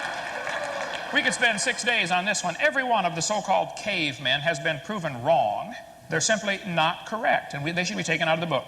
This 2001 textbook says the horse evolved from a four-toed ancestor. This has been proven wrong years ago. Back in 1950, G.G. Simpson said, he was a famous evolutionist, many examples such as the evolution of the horse family have been unintentionally falsified. The early classical evolutionary tree of the horse was all wrong. 1951, this has been proven wrong 50 years ago. Get that out of the book, okay? It's not true. He said it never happened in nature. Similar, humans and fish embryos resemble each other because humans and fish share a common ancestor. This idea that the human has gill slits is taught in textbooks all over the world. Let's see, the presence of fish-like structures shows that these animals have evolved from fish and share the basic pattern of fish development. It said it has gills like a fish. This is used in textbooks all over. Those are not gill slits. Those folds of skin develop into bones in the ear and glands in the throat. They never have anything to do with breathing. I've seen people with 5 or 6 chins and they cannot breathe through any of them but the top one, okay? Ernst Haeckel made up this entire stupid idea after he read Darwin's book in 1860. He was an embryology professor in Germany, so he took a drawing of a dog and a human embryo and he changed them and made them look alike. He lied deliberately to his people that were listening to him. He made giant charts of his fake drawings, traveled all over Germany, and converted the Germans to believing in evolution with his fake drawings. Now, on top are his drawings. Underneath are actual photographs of those creatures. Either he's a real lousy artist or he's a liar. Well, it turns out he's a liar. His own university convicted him of fraud. He said, I should feel condemned, except all the other biologists lie, so it's okay for me to lie. This biogenetic law is as dead as a doornail. It's not true. Take it out of the book. But guess what? It's still used in textbooks all over the world, including in this county. They're still teaching it. Proven wrong in 1875, and they're still teaching it all over the world. Now look, if you have some evidence for evolution, then please show me. We've been offering $250,000 for evidence for evolution for 10 years now. All they have to support their theory are lies, things that have been proven wrong a long time ago. We do spend 3 hours on videotape number 4, and I'm going to cover some of this tomorrow. Some of the lies in the textbooks. They say this, a similar structure proves a common ancestor. The bones in the different arms of these animals develop from different genes on the chromosome. They're not homologous structures. And the similarity could prove they have a common designer just as easily. This is a chart showing how the atheists think the different states are treating the subject of evolution. They think the folks in Minnesota are doing a wonderful job of teaching evolution. You ought to be ashamed of yourself. You ought to get red like Florida. We're doing a lousy job. Yay, Florida. Richard Dawkins said, it's absolutely safe to say if you meet someone who claims not to believe in evolution, that person is ignorant, stupid, or insane, or wicked. Well, he's real open-minded, isn't he? Evolution's not a fact. It's not even a good theory. Evolution's a religious hypothesis. People believe that the animals changed. Nobody's ever seen a dog produce a non-dog. Now, I think 2 things. Number 1, the lies should be taken out of the books, period. Don't lie to the kids. And then I think you'll find there simply is no evidence to support this evolution hypothesis, okay? And that's their problem. If you don't have any evidence for your theory, I'm sorry. I mentioned in a debate one time about 30 different lies in the textbooks, and this one professor said, Hovind, you want to take all these lies out of the books, and I got a question for you. What are you going to replace it with?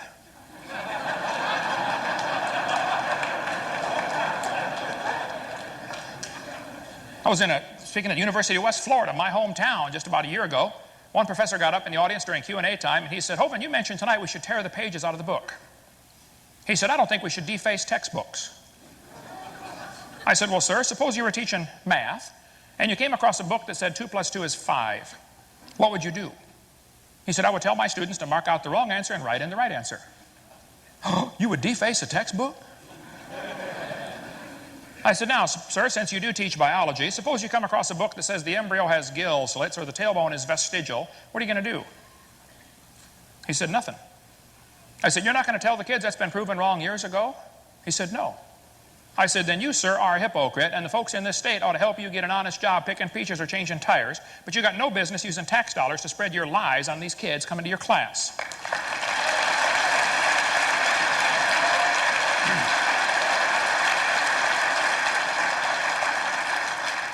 Thomas Huxley was called Darwin's bulldog. He really promoted Darwin.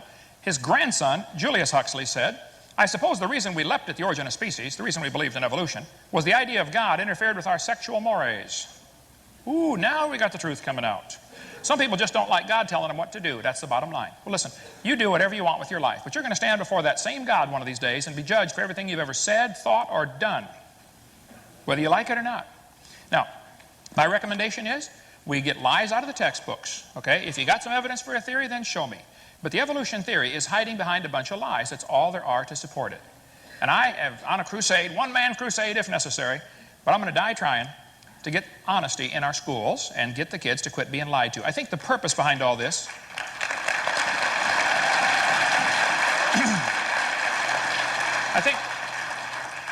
I think that there's really a spiritual battle at a much higher plane. This is not a science battle. There's no scientific evidence for evolution, and there's no scientific evidence against the Bible. This is a spiritual battle. You ought to get involved. Thank you.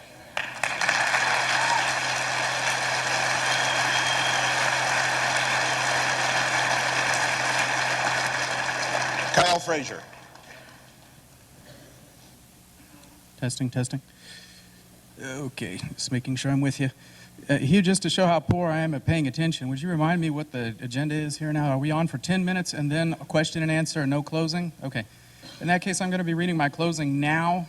It may not have the same effect as it would then, but I believe it will carry over. And my conclusion is this, and I'm going to be sharing the parable of the wall. When I found out I was going to be doing this debate this evening, which was about the same time as we decided to bomb Iraq, it struck me that discussions like this need to influence us differently than to come to a point where we're slinging mud, where we're treating people prejudicially, to where we are not looking at truth in the way that we should look at truth. And so I'm going to share with you the parable of the wall. This is the story of three orphaned boys. Defend, discover, and discern. One day, these three took a walk in the forest behind their orphanage and discovered the most remarkable thing, a beautifully built brick wall. Curious about it, they decided to look it over and found that there was only one simple clue about the purpose and the creator of the wall, a note sitting atop the wall that read, Day 1, gather materials. Day 2, level area. Day 3, pour footing.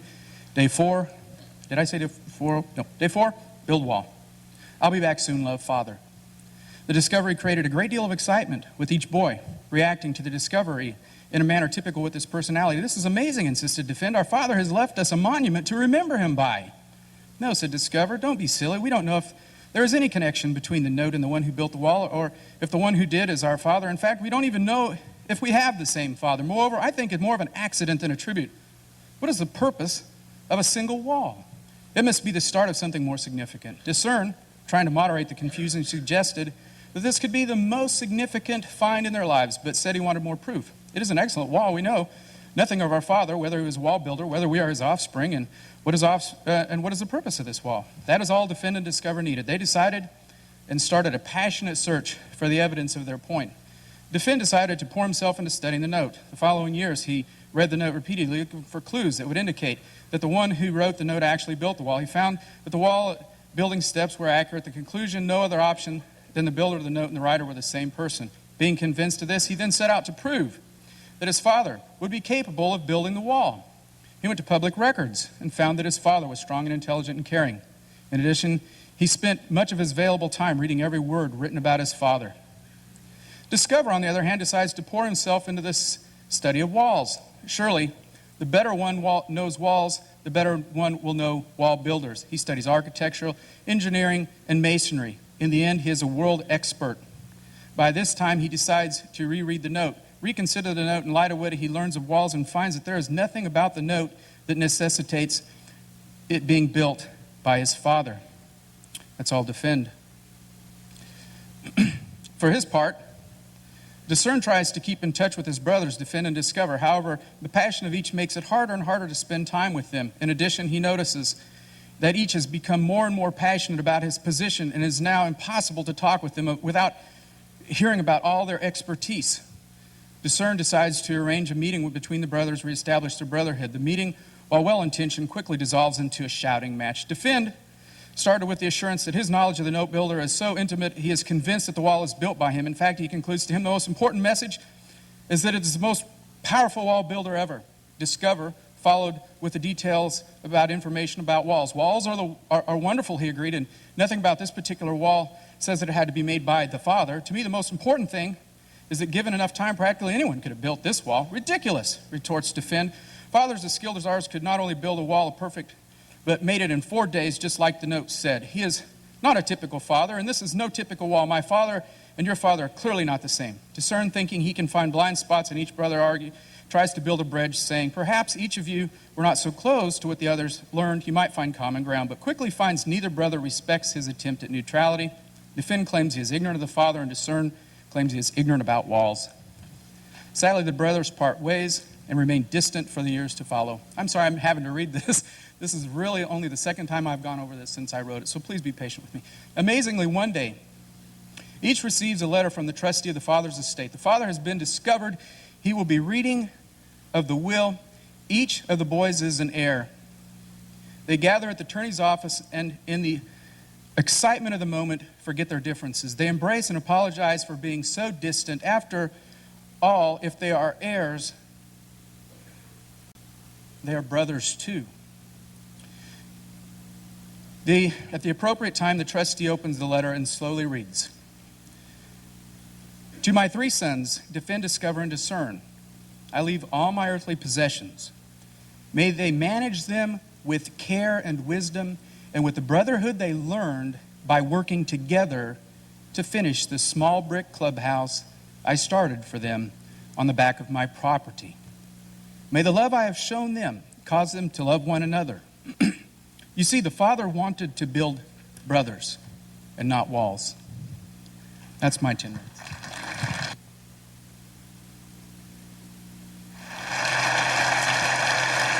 Thank you, Kyle.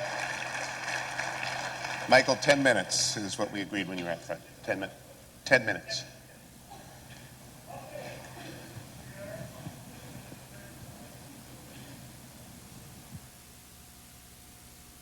Okay, how's that? Oh, how we doing up there in the balcony? Yay! Wow. All right, I want to do 2 things in my 10 minutes, 5 each. Addressing some of the claims by Dr. Hovind that scientists are liars and they knowingly lie to students and perpetrate lies in textbooks. Have I characterized that correctly? So the question is this true? Is this actually true? Are some scientists liars and they perpetrate lies, knowingly lying to people? Is this really true? The answer is no, it's not. Mistakes are made, as all humans do. You're the ones that talk about sin and so forth. Mistakes are perpetrated quite by accident, and usually, in fact, all of the examples that Dr. Hovind gave, and that's only a handful. There's lots more mistakes that get published in textbooks. All of them, without exception, I haven't found one, was discovered by other scientists, not by creationists. The scientists themselves nail each other on these things. That's one of the beautiful self-correcting natures of science. In terms of like Haeckel's famous embryological drawings. He was nailed in his own time for this. Then how did it end up in textbooks? You will never find any of the examples that Dr. Hovind gave in scientific papers or monographs or professional books by scientists for other professionals.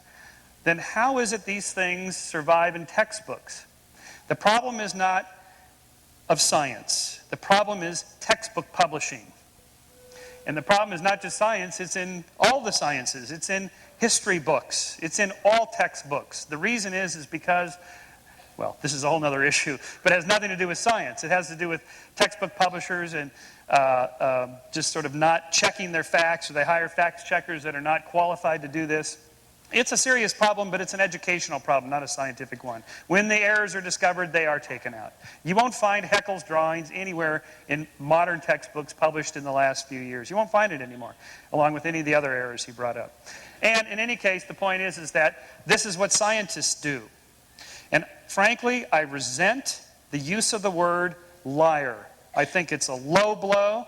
I think it's a rhetorical, sneaky trick on the part of a propagandist not a man interested in science and truth.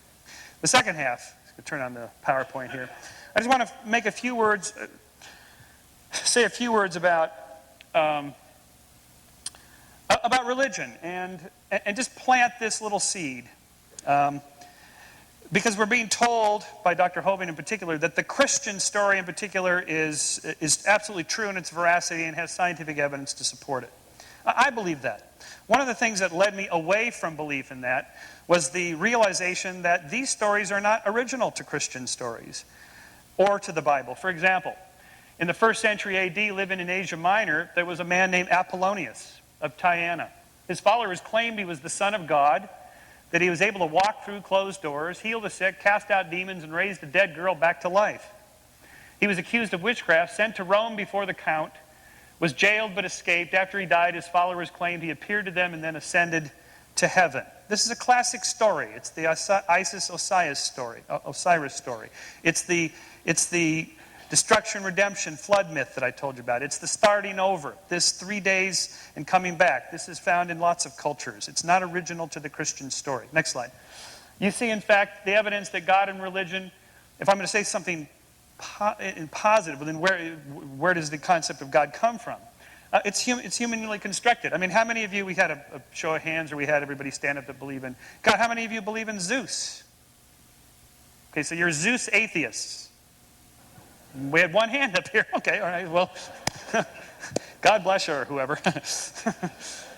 So you're all Zeus atheists. In fact, there's been roughly 10,000 different gods and 10,000 different religions in the last 10,000 years, rough order of magnitude. I contend that all of you are atheists for 9,999 of those gods. The only difference between me and you is just that one other God. That's it. That's the only difference. Next slide. So, for example, there's lots of creation myths. There's lots of them. Which of these, Dr. Hovind, should we teach in public schools or in any schools? The no creation story from India, the slain monster creation story from Sumeria, Babylonia, the primordial parents creation stories from the Zuni Indians, the cosmic egg creation story from Japan, the world was created from an egg, from primordial parents, from a slain monster, the spoken edict creation story from the Mayans, Egyptians, and Hebrews. The world sprang into being at the command of a god. This one's yours. The sea creation stories. The world was created out of the sea or water, oceans, lakes, something like that. Next slide. In fact, flood myths are culturally constructed. We know over the last roughly 2,000 to 1,800 years before Christ, the famous Babylonian Epic of Gilgamesh. This predates the Noachian flood story. Flood stories are common to cultures that live on bodies of water that flood. Now, does this make your flood story false? My contention is that to ask whether the flood actually happened or not is to miss the point of the story. You miss the point. All these stories, the point isn't whether they're true or not. The point is, what's the message behind it? So I would suggest you read the Bible in a different way. What are these stories trying to tell us? Really geological scientific knowledge? Really? Is that what they're trying to tell us? Or might there be something a little deeper in the message? Let's go to the next slide. There is evidence, in fact, that from brain research that you can stimulate certain parts of the brain. People hear the voice of God. They see God. They hear angels. They talk to angels. You can stimulate different parts of the body. They have out-of-body experiences, near-death experiences. So the belief in God, the construction of religion, is social, cultural, psychological, and so forth. This doesn't mean it's absolutely not true. Maybe there's people that do this research that are believers claim that this is God's way of communicating with us. Okay, maybe.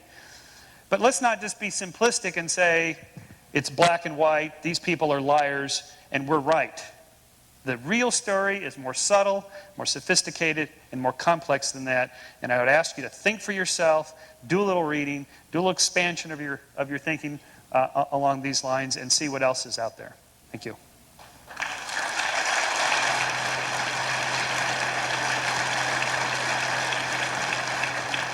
Here's how we propose to handle the questions. I will borrow one of the handheld mics here.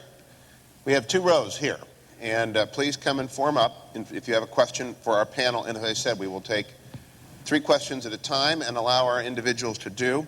I also agree with Michael, especially for the young people here, You must do your reading, especially Josephus and Tacitus, as the Romans recorded that there was a man named Jesus, and he was crucified in 33 AD. I just want to make sure that we do not confuse the myth of Gilgamesh with that. Just a little history. Just a little history. Just the facts. Yeah, 3 in a row. Moderator. You're the moderator. You're not supposed to join in against me. I already have 3,000 people against me, Hugh. You're supposed to be neutral. I just like to bring No. Just a question, no statements. One quick statement, Dr. Sherman, I am on your side. Okay. Quick question. Your statement about 10,000 gods over the 10,000 years. Yeah. It's probably more than that, but probably pretty well proves the point that there is the one true God, because there's 6 billion of us who believe in him. But where is the body of Christ? We had the Jews and the Romans both that had an interest in keeping it in the grave. It's not there. Okay, good question. Let's get 3 in a row. 3 questions, sorry. Judge? Can you assess the present state of scientific evidence relative to carbon dating and other methods of determining passage of time? And the third? There was a statement about some dimensional bubble or something like that. There could be an infinite number of those. Well, if there is a dimensional bubble, what's beyond that? And if there is something, what's beyond that? Dr. Hovind, respond to any or all of those 3 that you would like.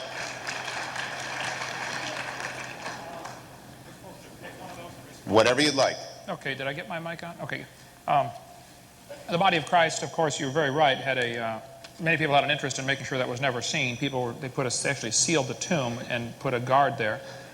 I think that it's very evident that Jesus did rise from the dead. There were well over 500 witnesses. If you look at the change in the disciples, when they're standing at the foot of the cross, they're scared stiff, they're running and hiding, they're scared they're going to lose their life. A couple of days later, these are the bravest men in the world. There was an incredible change in their life. If you look at the historical evidence, you'll say, man, Christ rose from the dead. I think you'd find many millions of people today, including probably a few thousand in this room, who will testify that the same Jesus Christ has changed their life. Kyle? Kyle? Your response to any of those inquiries? Are you with me? Okay. I think I would take a stab at the bubbles universe, the multiple universe, the contingency of that. And the real problem with that what you find is that when I put up my argument that the universe came into being, even if it was 17 billion years ago, that leaves too little time to evolve life on the Earth. And so a lot of scientists then are appealing to other, what they call science, but quite candidly, you'll have to admit they're no more credible than a blind leap of faith in God. If you do throw out a model that says we need multiple universes in order to create life, because any one universe needs to be so finely tuned as to pop into being so that life can be here in a very short period of time on whatever scale you use.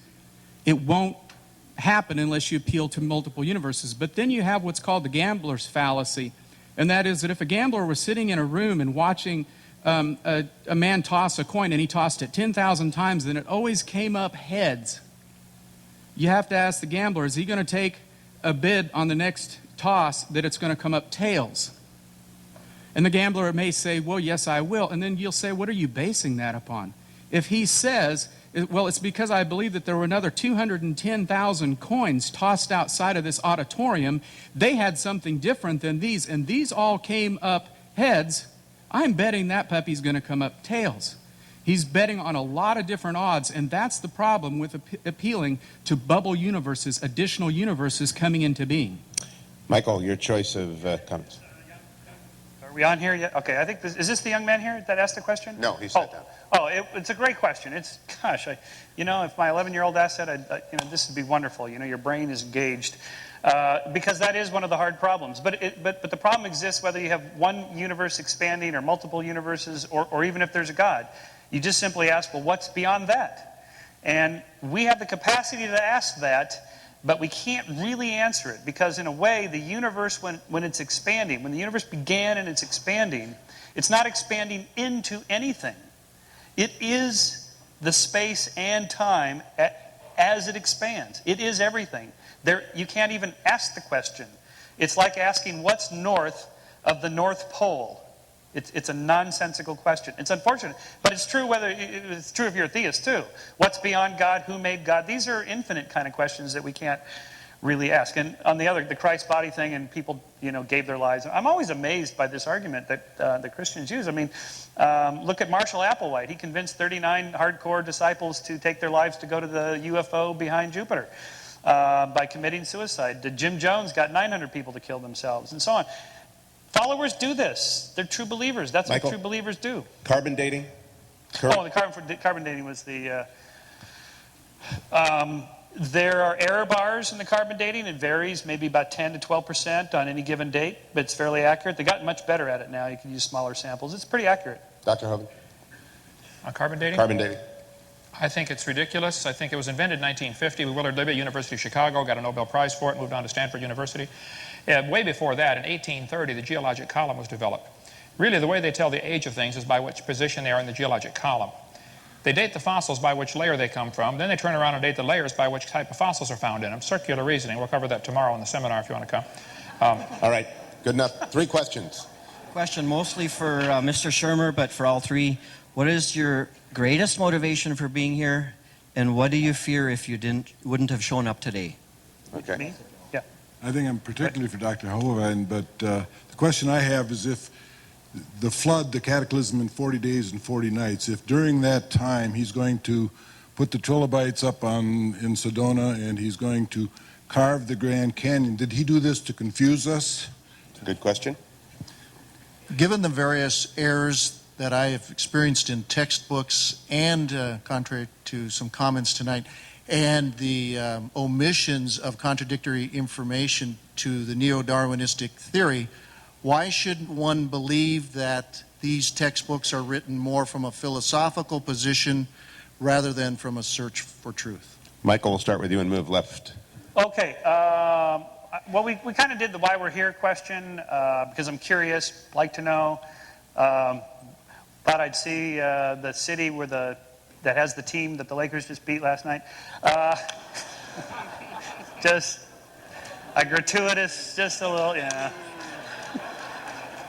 Hey, but you had us scared for a while there. No, just because it's fun stuff. The Grand Canyon and all this, did God plant the fossils to confuse us? No, it was Satan testing your faith, whatever. Of course, obviously, this is a bit of a problem for believers. What do you make of all this evidence? Errors and omissions in textbooks, I kind of addressed that in my first part of my 10-minute thing. This is a problem, again, not for science. It's a problem for textbook publishing.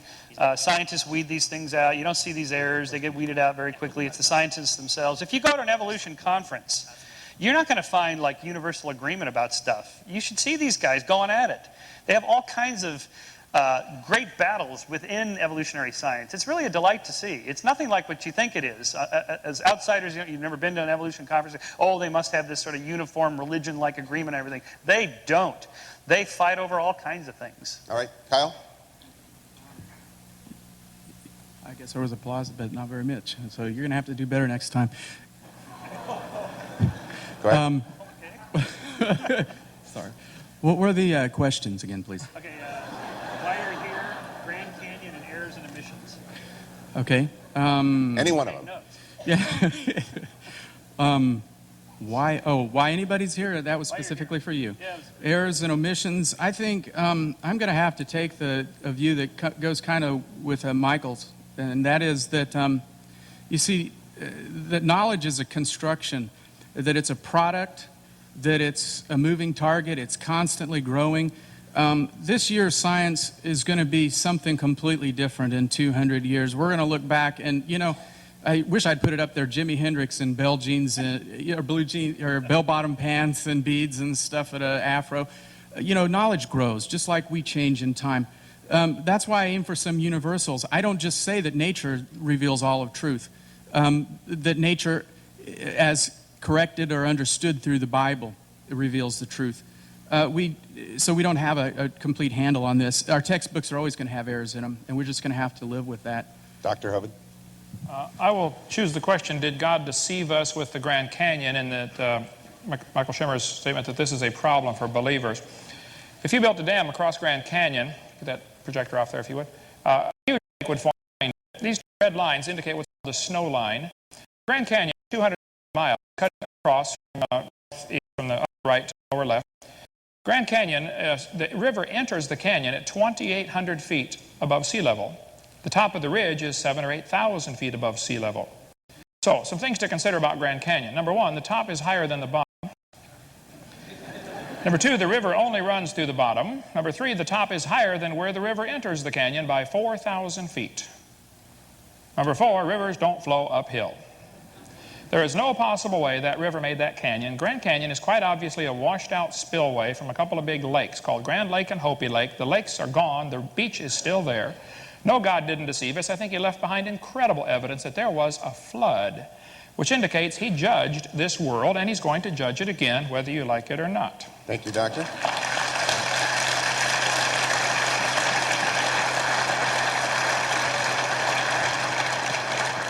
Quick questions, quick answers. If we evolved, then why did we develop sexual reproduction when asexual reproduction is easily achieved?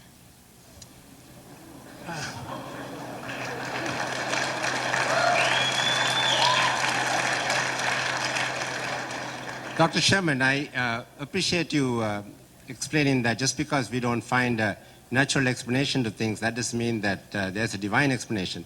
But aren't you asking us to accept a theory where we see that goes against what we normally see in nature, that natural systems don't build things up gradually, but break things down?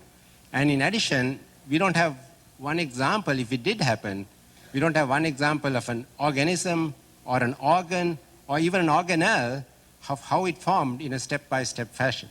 Very good. Third one.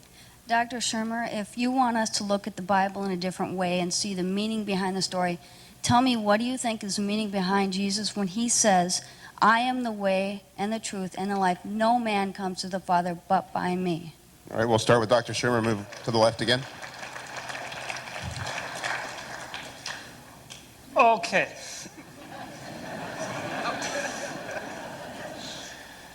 Why is sexual reproduction better than asexual reproduction? Well, young man, you're about to find out in a few more years.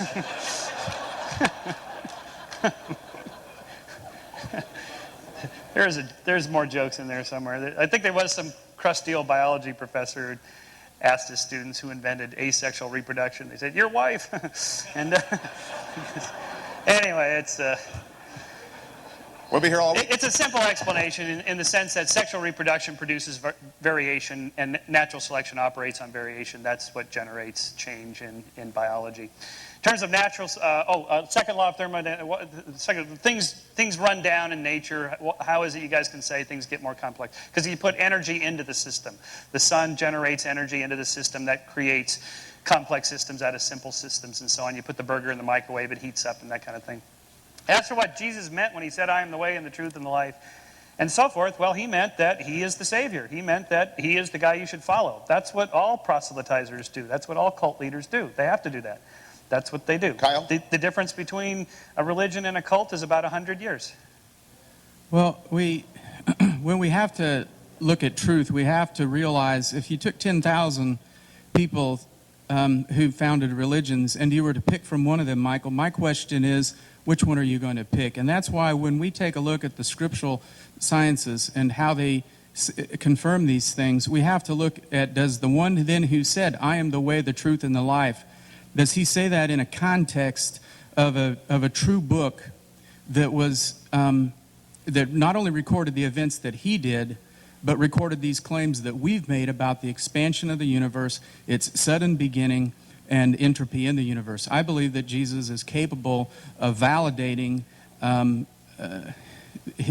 one particular religion out of the 10,000 by standing behind the truth in the scriptures. Dr. Hovind. I think Michael Schimmer's answer to the sexual reproduction was definitely not an answer at all. His statement basically was, it works good to supply variety so natural selection can work on it, therefore it must have evolved. No, therefore it was designed, okay? I would ask a bigger question. Why would any animal want to reproduce more of its own kind, which just simply makes more mouths to feed? Why not instead evolve the ability to live forever? That'd be a lot smarter. As far as the second law of thermodynamics, his answer was you add energy. Well, here's Sue at 20. Here she is at 90 after a lot of energy. There she is at 3,000. The idea of adding energy is absolutely ludicrous, okay? This is always the answer, though. They'll say, well, if you add energy, the sun adds energy to the earth. Yes, I know. But the universe is a closed system, so that really begs the question. It only answers it for the earth. Secondly, adding energy is absolutely destructive unless there's a mechanism to utilize the energy. We added quite a bit of energy to Iraq in the last few months.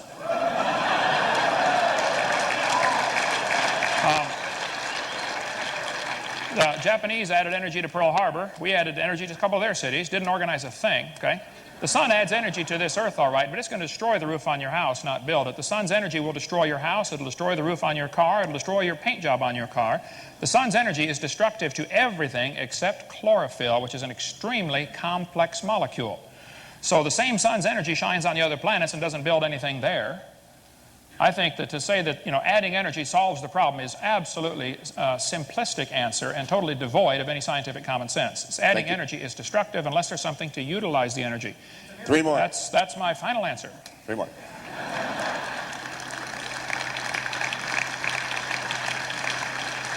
If God didn't create the world by his knowledge, then where did things learn to do what they do? And where did knowledge come from? I understand the need to understand the Bible is true, but how is it critical to believe in evolution, to believe in Jesus as my personal Savior? My question is about the miracle that happened with Adam and Eve and the rib being broken off the man. Is that true that we only have half a rib?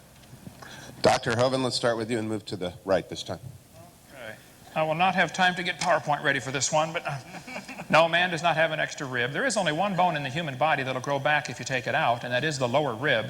There's a good article about that. You can see in my videotape number 2, and I cover that. The blue one out there on the table. I didn't get time to even write down the other 2 questions, so I guess I'll just, let's see. Oh, help yourself. Yeah, you took notes. Good, okay. Critical to abandon. Can you read evolution. that? Why should he abandon evolution? Okay. Why should he abandon evolution? There is absolutely no scientific evidence that says a dog ever came from a non-dog or a dog's capable of producing a non-dog. There's no evidence for evolution at all. So why on earth would you compromise a perfectly good Bible, which has never been proven wrong, with a dumb theory that's never been proven right? All right, leave it alone.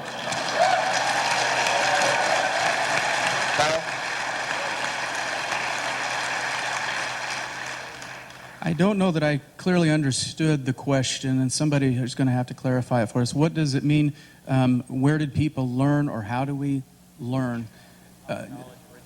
Knowledge? If knowledge is a construct, where did it come from? Well, I mean, all you have to do is watch a baby grow from the crib to manhood. You start out with nothing. It used to be John Locke, I guess, we took when we took the concept of tabula rasa. You start out with a blank slate, you work your way upward. I don't know how else to say it. It's a construction. We start with nothing. Michael? Yeah, well, I have a book about this, and operators are standing by. Phone 1-800 and go to our webpage. We take credit cards. Right. Probably the less I say about Adam and Eve, the better. I think the knowledge learning question is an interesting one. We're not a blank slate. We're not born. We do have a human nature. I'm sorry. We're not born with knowledge. We don't completely learn all our knowledge. It's both. We're not a blank slate. We have like a moral sense, for example. I argue in my next book that we have moral sentiments, feelings of pride and shame and guilt and so forth that evolve. They're in our nature. It doesn't matter to me whether you think God put it there or evolution put it there. It doesn't matter. We have these moral sentiments. No different than, say, the feeling of hunger. You don't have to learn how to digest an apple. Your body has already learned it. Evolution taught it, or God, whatever. But it's in the body. It's in the genes. You don't have to learn that. So we're born with all kinds of things. Jealousy is an incredibly powerful emotion. You don't learn that emotion. You're born with that emotion, and it has very significant reasons for its existence there. So those are forms of knowledge that we're born with, and lots of others we learn. 3 more here and 3 more there, and then we will wrap up. My Bible says that God created the world in 7 days. Everybody on earth goes by this weekly cycle. Other than creation, where do we find our 7-day, where did the 7-day weekly cycle come from? Okay. Doctor, you said that there is no absolute capital T truth. Now, since you said this, I believe that you believe this. My question to you, are you absolutely sure?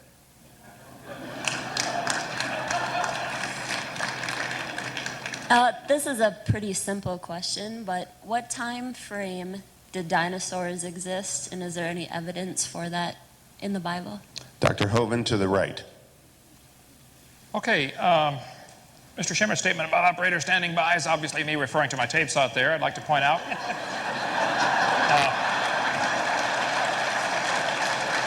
I would like to point out, I've been doing this for 14 years. I've never copyrighted my material, ever. Anybody's very free to copy my tapes, send back the originals, and get their money back. I don't charge for my seminars. You find me any other evolutionist that does that. I want to see them, okay?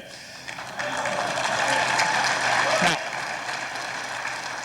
where'd the 7-day week come from? I think the only answer is God created it in 6 days and he rested 1. I don't see any other answer to that. As far as dinosaurs, before the flood came, the Bible teaches that people used to live to be 900 years old. It's a simple biological fact that reptiles never stop growing. I think dinosaurs were giant reptiles that lived with Adam and Eve in the Garden of Eden. Noah took them on the ark, probably babies. Just be sure to get a pink one and a blue one. And then after the flood, people killed them, most of them. They were called dragons through most of history. The word dinosaur wasn't even made up till 1841. So for most of history, they're called dragons, and people killed them. And I think there could be a few stragglers still alive today, like Loch Ness Monster and the one that washed up in California. And you can see my video number 3 and get all that. Thank you. Kyle.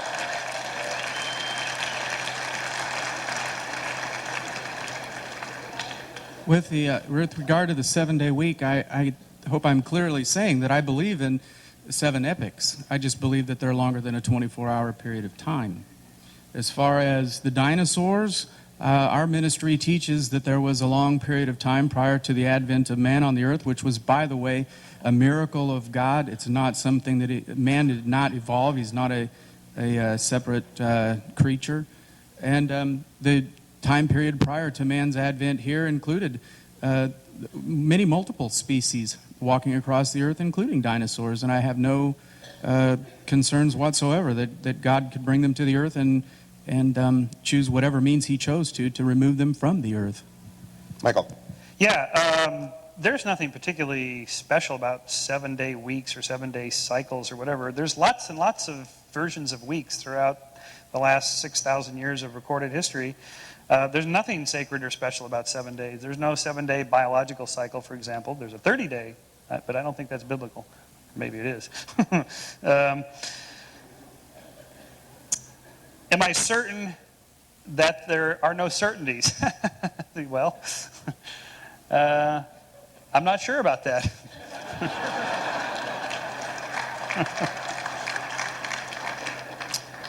As for the dinosaurs, yeah, I'd love to know what deck they were on the ark. Look, you guys are really missing the point of this flood story. You're missing a really good story if you're trying to figure out which deck the dinosaurs were on, how God got the marsupials all the way down to Australia when the boat landed in Mount Ararat over in Turkey. How did they get there?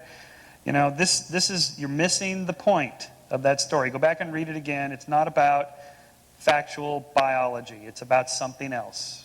All right, the last 3. As a biologist, I'm very concerned about Dr. Hovind's misunderstanding of the principles of biological evolution. And since I can't make a statement, Dr. Shermer, can you explain to Dr. Hovind, there's 2 basic concepts that he isn't understanding. First of all, Getting close to the statement category. Okay, well, first of all, can you explain that mutation is not about getting better, it's about being advantageous to a changing environment. And from that, survival of the fittest is not what we're talking about, it's survival to reproduce. That would work for Jeopardy. That did. Okay. I wanted to thank the doctors for a great discussion. My question is for Dr. Hovind about the flood.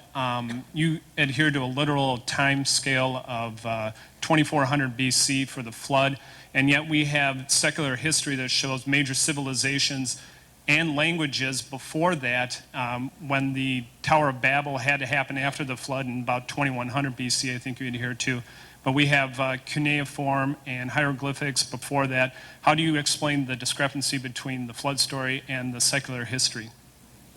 And you get the Hi. I was hoping for a little bit more of an argument from, or hoping to hear more from old world creation.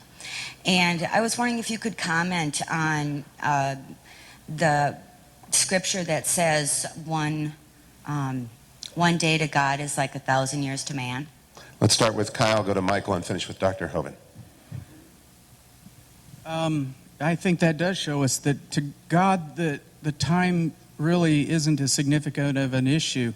I think it also shows, you could even work that argument even further and say, well, which 24-hour day did God use? Because our time, 24 hours today, isn't the same as it was 7,000 years ago even. The rotation, the spin of the earth is going shorter. And so I also used to wonder, when I first started into this process of moving into the old earth paradigm, I used to think, well, what was it about light and day that caused God to need to be on some sort of a clock? I mean, and what if God forbid, if you'll excuse the expression, but what if he was off schedule? Would he have to, because it, after all, does imply that creation was a work, and after all, why did he rest at the end of it?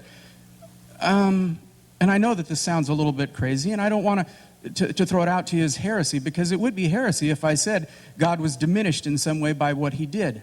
What I want to say, in fact, is why is it that we have to be so bound up in the clock, day and night, hours, as if God should have been subscribing to that particular time period, as if it makes it more instantaneous, more magical, and more mystical. When I think we can say whether he took it in 10 billion years or whether he did it in 5 minutes, all of what we see around us is an incredibly wonderful creation and couldn't have come about one iota of it by chance. Michael?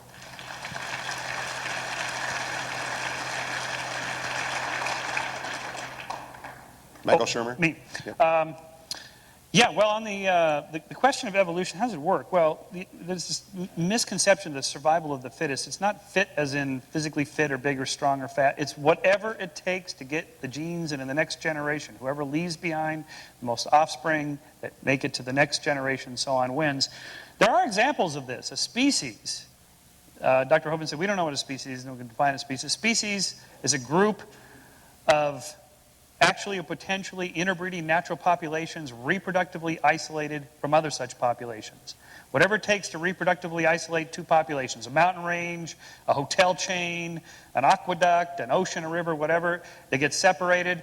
Through mutation, they change a little bit. Through natural selection, they change, variation, sex, and so on. Then if they get back, the river dries up and the populations overlap again.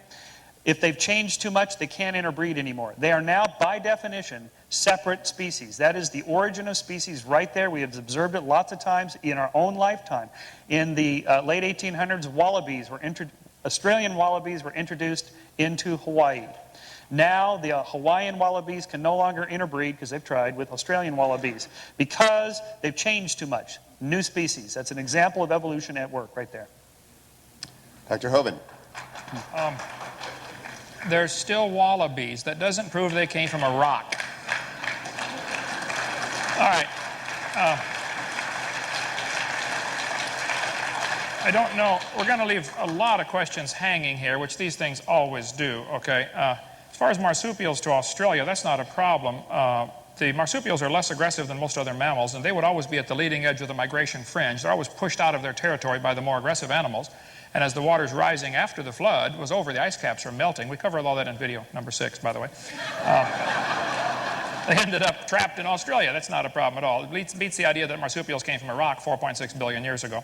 As far as the biology, I think I do understand biology, and I resent you saying that I don't understand that. I think most people here do clearly understand the mechanisms proposed for evolution, and they simply have rejected it because it's devoid of scientific evidence. That statement smacked of a little bit of, hey, I'm smart because I believe it, and you folks are all dumb because you don't believe in it, and I would resent that very much, okay? Secondly, as far as a day as being 1,000 years, I think there are two references, Psalms 90 verse 4 and 2 Peter 3, where it talks about a day as 1,000 years and 1,000 years as a day.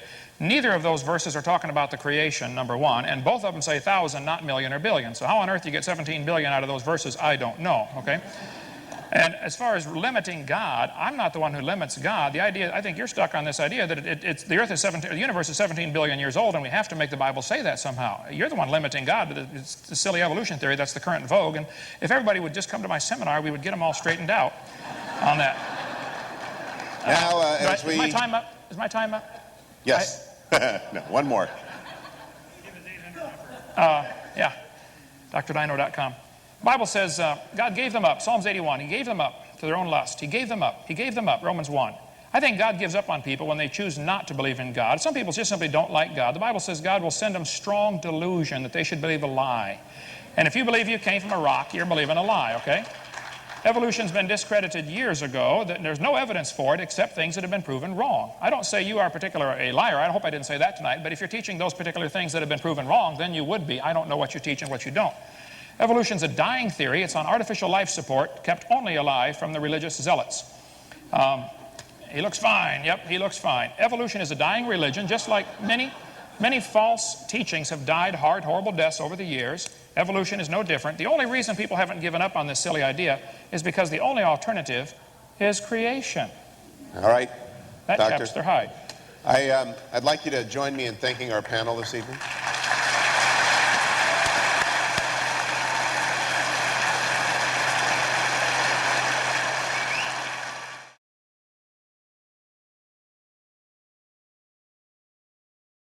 Heresy if I said God was diminished in some way by what he did. What I want to say, in fact, is why is it that we have to be so bound up in the clock, day and night, hours, as if God should have been subscribing to that particular time period, as if it makes it more instantaneous, more magical, and more mystical. When I think we can say whether he took it in 10 billion years or whether he did it in 5 minutes, all of what we see around us is an incredibly wonderful creation and couldn't have come about one iota of it by chance. Michael?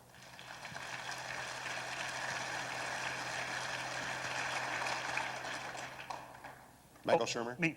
Yep. Yeah, well, on the question of evolution, how does it work? Well, there's this misconception of the survival of the fittest. It's not fit as in physically fit or big or strong or fat. It's whatever it takes to get the genes into the next generation. Whoever leaves behind the most offspring that make it to the next generation and so on wins. There are examples of this. A species, Dr. Hovind said, we don't know what a species is, and we can define a species. A species is a group of actually or potentially interbreeding natural populations reproductively isolated from other such populations. Whatever it takes to reproductively isolate two populations, a mountain range, a hotel chain, an aqueduct, an ocean, a river, whatever, they get separated. Through mutation, they change a little bit. Through natural selection, they change, variation, sex, and so on. Then if they get back, the river dries up and the populations overlap again.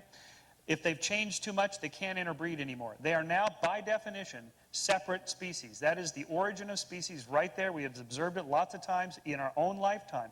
In the late 1800s, Australian wallabies were introduced into Hawaii. Now the Hawaiian wallabies can no longer interbreed, because they've tried, with Australian wallabies, because they've changed too much. New species. That's an example of evolution at work right there. Dr. Hovind? There's still wallabies. That doesn't prove they came from a rock. All right. I don't know. We're going to leave a lot of questions hanging here, which these things always do, okay? As far as marsupials to Australia, that's not a problem. The marsupials are less aggressive than most other mammals, and they would always be at the leading edge of the migration fringe. They're always pushed out of their territory by the more aggressive animals. And as the water's rising after the flood was over, the ice caps are melting. We covered all that in video number 6, by the way. They ended up trapped in Australia. That's not a problem at all. It beats the idea that marsupials came from a rock 4.6 billion years ago. As far as the biology, I think I do understand biology, and I resent you saying that I don't understand that. I think most people here do clearly understand the mechanisms proposed for evolution, and they simply have rejected it because it's devoid of scientific evidence. That statement smacked of a little bit of, hey, I'm smart because I believe it, and you folks are all dumb because you don't believe in it, and I would resent that very much, okay? Secondly, as far as a day as being 1,000 years, I think there are two references, Psalms 90 verse 4 and 2 Peter 3, where it talks about a day as 1,000 years and 1,000 years as a day. Neither of those verses are talking about the creation, number one, and both of them say 1,000, not million or billion. So how on earth you get 17 billion out of those verses, I don't know, okay? And as far as limiting God, I'm not the one who limits God. The idea, I think you're stuck on this idea that the earth is the universe is 17 billion years old, and we have to make the Bible say that somehow. You're the one limiting God. It's the silly evolution theory that's the current vogue. And if everybody would just come to my seminar, we would get them all straightened out on that. Now, is my time up? Is my time up? Yes. No, one more. Yeah. DrDino.com. The Bible says God gave them up. Psalms 81. He gave them up to their own lust. He gave them up. He gave them up. Romans 1. I think God gives up on people when they choose not to believe in God. Some people just simply don't like God. The Bible says God will send them strong delusion that they should believe a lie. And if you believe you came from a rock, you're believing a lie, okay? Evolution's been discredited years ago. There's no evidence for it except things that have been proven wrong. I don't say you are a liar. I hope I didn't say that tonight. But if you're teaching those particular things that have been proven wrong, then you would be. I don't know what you're teaching, what you don't. Evolution's a dying theory. It's on artificial life support, kept only alive from the religious zealots. He looks fine. Yep, he looks fine. Evolution is a dying religion, just like many false teachings have died hard, horrible deaths over the years. Evolution is no different. The only reason people haven't given up on this silly idea is because the only alternative is creation. All right, that Doctor. chaps their hide. I'd like you to join me in thanking our panel this evening.